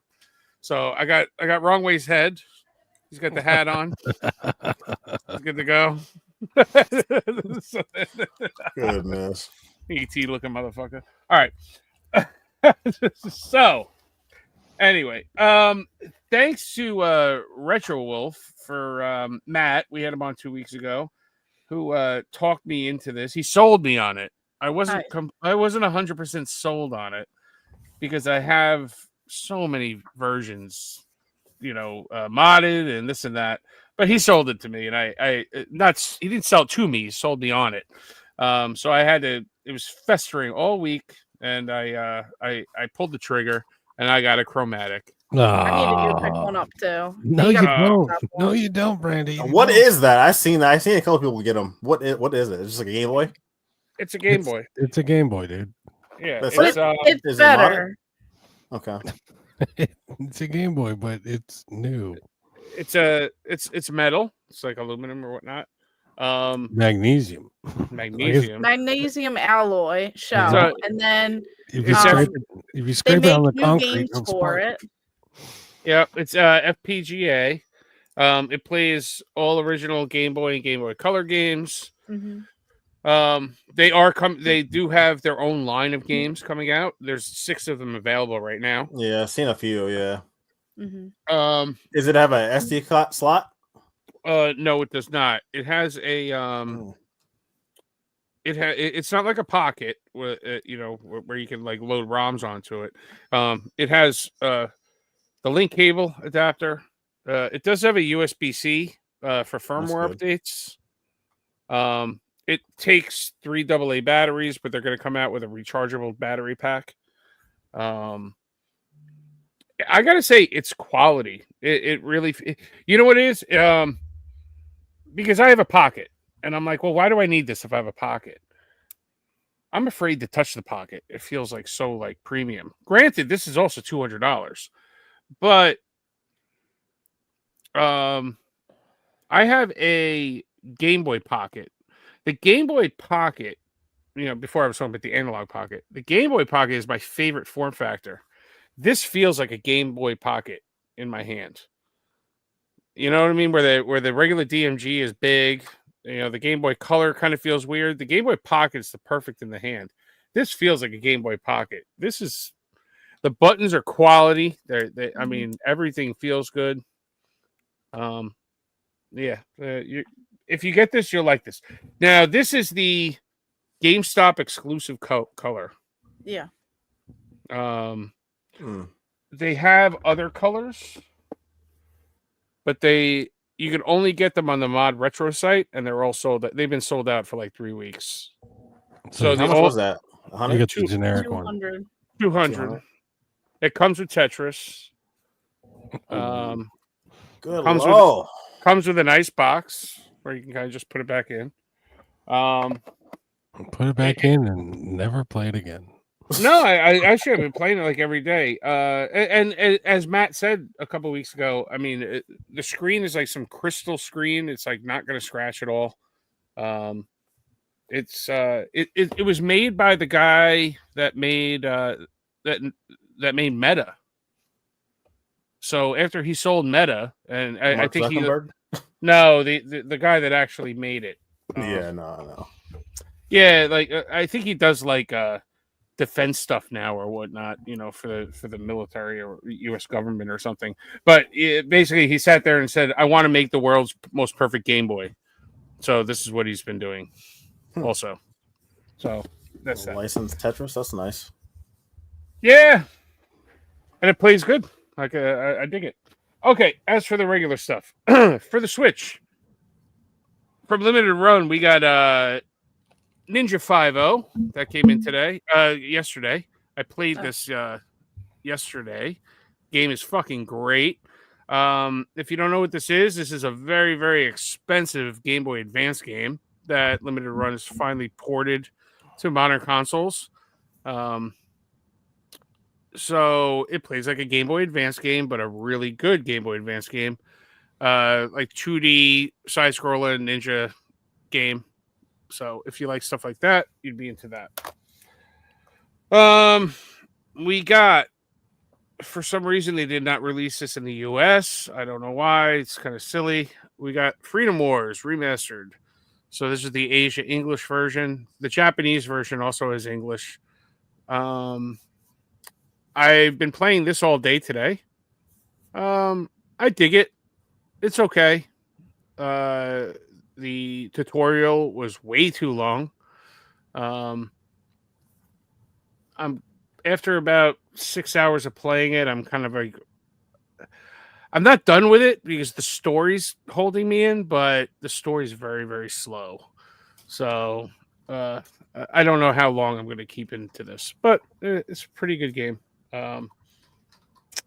You go around, it is a story, and then there's like 20 minutes in between each battle. You got to go on like a mission, and all right, cool. I killed the monster. I killed the robot, and then like you're back into the story, and you're like, all right, can I get back to the action? Yeah, that's kind of what it is. It's kind of a cool premise though, because you have a 1,000,000-year prison sentence, and so you're kind of working backwards to everything you do takes years off of your prison sentence. And literally you're playing and I'm in the hub and I'm running. And out of nowhere, if I run for 30 seconds, it's like 20 years added to your prison sentence because like you were running. And I'm like, you fucking bitch, you fucking asshole. Or like it's like, oh, do you want to rest? And I'm like, yeah, I want to rest. It gives you an option, like just sit here or lay down. I'm like, yeah, no, I'll lay down. It's like 20 years added to your prison sentence because you're not allowed to lay down yet. Yeah, it's like, oh, you fucking asshole. So yeah, it's frustrating, but it's good. Yeah, get the Vita one, man. Yeah, I don't have the Vita one, but we'll get there. Speaking of Vita, I did go to the local game store this week. See, we didn't do what we've been playing this week, so I've been playing this. I've been playing this. Well, here we go. I'm throwing it all into one. I did go to the local game store this week, and for the Vita collection, I picked up Uncharted, Golden Abyss. I've put a lot of time in this game this week. This game is like a perfect Vita game. I mean, I know it was made like as like the tech demo of the Vita. It uses like every aspect of the Vita, and it does it really well. And it's a really good Uncharted game. I feel it's done very well. These, I think they're like Monster Hunter type clones. I haven't played them. Tokiden Kiwami. All right. And Tokiden 2. So it's pronounced Tweakiden. I don't fucking know. I mean, do I look like that type of guy that knows how to say that shit? No. Pika Pika, same thing, man. It's the water. Hey, that's what makes our bagels good, baby. It's the water. Right. So this is like the 12th time I've bought this game. Still haven't played it. Virtue's Last Reward. I have it on the PS4. I have it on the fucking 3DS. I have it on the Vita. I have it on the. I don't fucking know what I have. I got it on my mom's fucking toaster. All right. Part of the Zero Escape series. Everybody knows this goddamn game. Like 999, all this other bullshit. So those are from over there. For the PS5, we got, well, double dipping Sean. We got Ninja 5.0 also for the PS5. Yeah, Reggie asked about that earlier. What did he ask? Did you get it on the PS5? Oh, and we got Freedom Wars on the PS5. Oh my god, dude! Double dipping, son of a gun. You and Reggie be double dipping. Oh, oh god, I love double dipping, man. I mean, like it's like putting 2 fingers in a thing of mayonnaise and you're just gonna go like. Sean, stop, Sean. The next game. All right, so Shinobi Non Grata, strictly limited game. This finally came out. People ordered this. People ordered this like 3 years ago, and they've been waiting for 3 years. I ordered it like a week ago. It just came in because I waited until they had it in stock. So, and I got, look at that. I got number 32 out of 1,500. People have been waiting 3 years for this fucking thing. So, you mean 82? 32. 32 out of 1,500. Right by your ring, by your ring finger. It's no, the bottom, not that. Bottom. Not the release. What's the number by your ring finger? That's their 82nd release. Oh, I see. I gotcha. Yeah. Okay. I played this game this week. This game is awesome. It's very NES style, 2D Shinobi type game. It's NES hard. I mean, it really is NES hard. This is really fucking good. Yeah. Gore says it's 82, so yeah, Gore gotta get thicker glasses. There we go. All right. Good fucking from Limited Run, we got Rain World. I haven't played it. I looked at a description today of it. It looks like a Metrovania type game, in the vein of Hollow Knight, let's say. It's just supposed to be brutally hard, though. That's like what everybody has said. Rain World is very, very hard, very difficult. But if you like the art style of, like, let's say Hollow Knight, you might be into this. And then finally, we got a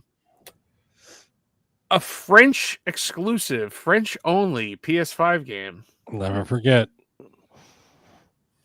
Freedom Fries, baby. All right. Fort Boyard. Les Defus de Paris Forest. Spot on. That's Raiden on the cover of it. Jesus or somebody. I don't fucking know what this is about. Look at this guy. Is that from like a TV show? It's a TV show. That looks like it's from a Commodore 64. The French are pumping out, next gen shit. This is like a Switch. Isn't this like a card game or something? What is this, James? I can't remember. It's terrible. That's what it is. Yeah. So Gore, you got to get this game. It's French only. You can get it on Amazon France. There you go. Before it sells out. I think there were 11 left when I bought mine. There you go. Better go.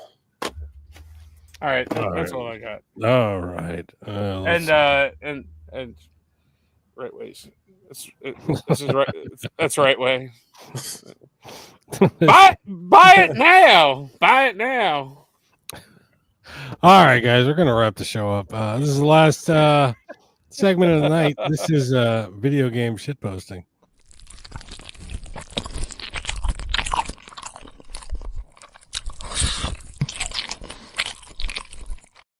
Yeah, that's completely unnecessary. All right, scroll up.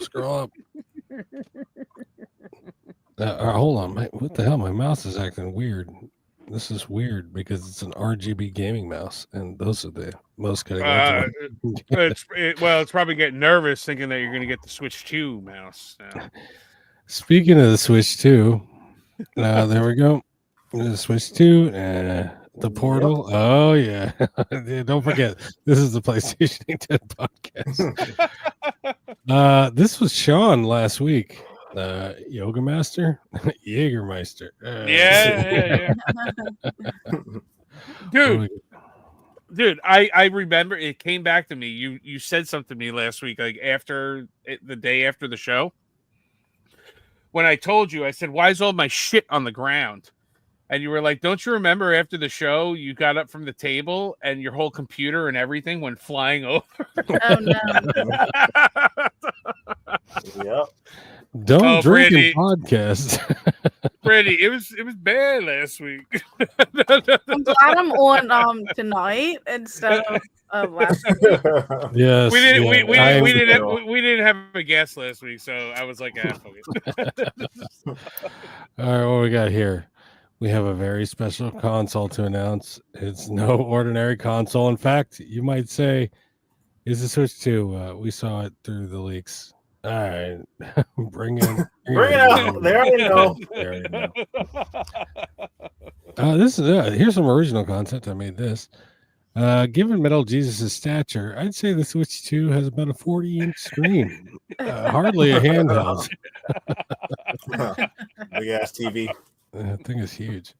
Oh, what's this? 19-year-old console in my mind. The actual 19-year-old console. True. That is very accurate. Yeah. That hurts. This comes to us from the harddrive.net. Nintendo Switch 2 getting day one Joy-Con drift. Imagine that. Yeah, that's the other selling point that they should have said right there in the thing. Hall effects. They should have said Hall effect sticks. That would shut everyone up. Is that a rumor?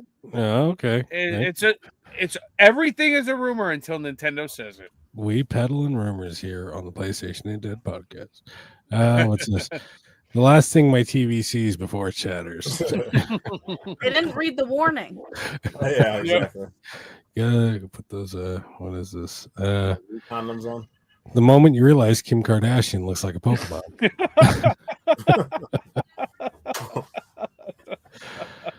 All right, what's this? Street Fighter 2, New Metal Warriors. You got Fred Durst, Jonathan, that's a guy from Korn, Chester, I don't know who the fuck that is, Chino, Surge, and Corey from, what are the name of those boys? Slipknot? Slipknot, yes, thank you. Nice. That's a horrible meme, dude. That's what you pulled out this week? What are you talking about? Really? Whenever Jonathan attacks, he's like, all right, there we go. Let's see here. New seller flex discovered. I sold it before the reprint. This kind of fucks me up because my daughter plays Roblox. She's like 7. When I get asked my age on Roblox, and suddenly the whole lobby is telling me to get a job.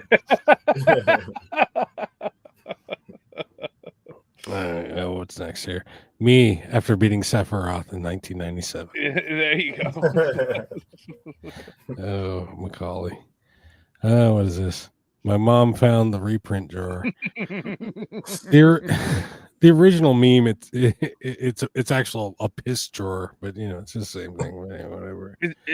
I thought you were about to go into Stuart. I thought you were going to say Stuart. I like you because that guy looks like fucking Stuart from the song. Stuart, I like you. Dead Milkman reference there. You're not like the other kids here in the trailer park. All right, what's this? Luigi, in order to determine if Peach is a real princess, you must put the P in a bed tonight. Why does my bed smell like this? All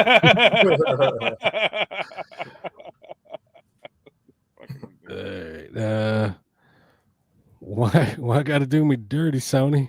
Old PS gamers when OG PS1 startup suddenly shows up on their PS5. Flashbacks. Okay. Remembers. What's this? Genesis does what Nintendo don't. Oh yeah. Well, Nintendo is what Genesis isn't. What? It was just as good as his. They should have dropped that one. This is a throwback to last week. I don't know if you know, Brandy, but a lot of people were buying brand new Switch games. And instead of the cartridge, it have a googly eye in it. And this is happening from a lot of retailers. So it turns out that so it's Sean Powers that's the googly-eyed ring. Who's the guy? Fuck you, Terry. He made What's that. this? Oh, This is Gape Boy Advance. I don't know. Gape Boy. All right. Anyway, yeah, that's been this video game shit posting. All right. That was a dry week of fucking memes right there. Yeah, the memes weren't that good this week. I'll be honest. We've had better.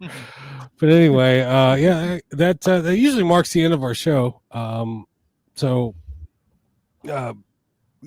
Brandy, tell them where they can find you. Plug yourself. Where are you at? Not on TikTok currently. I'm waiting for the ban to be lifted. Then you can find me back on TikTok. But really anywhere else that's currently active and not banned.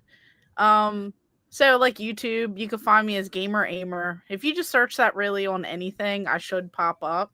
I know I have like a different handle on my Instagram. It's like Brandalion X, because that was like a nickname because Brandy, someone called me Brandalion and it stuck. But if you just type in Gamer Ahmer, I should pop up. So I'm on Facebook. I post shorts on there. You know, I'm on X and Instagram, YouTube. Yeah, that's weird. Not saying TikTok now. That's like an odd thing. But yeah, China's losing their mind right now, Randy. It's like it's wild. It's like a whole different world. Never thought. I don't know. Hopefully, it comes back at some point. I'd like to think. You know. I hope not. But okay. I don't know. That would just be unfortunate if all the social media apps just disappear like that one day.